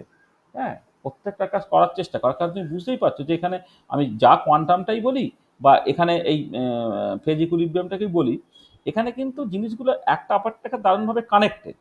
আমার 7টা ক্লাস হয়ে গেল, 8 নম্বর ক্লাসটা যখন করবো তখন প্রথম 7টা ক্লাসের ইনফরমেশন কিন্তু এখানে লাগবে।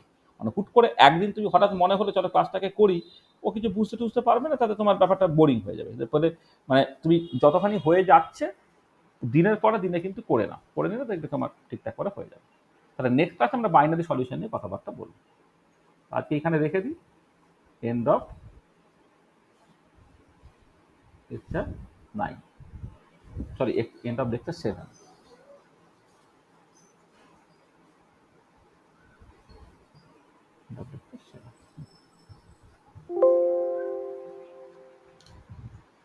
বলো, কারো যদি কিছু অসুবিধা থাকে তো বলো।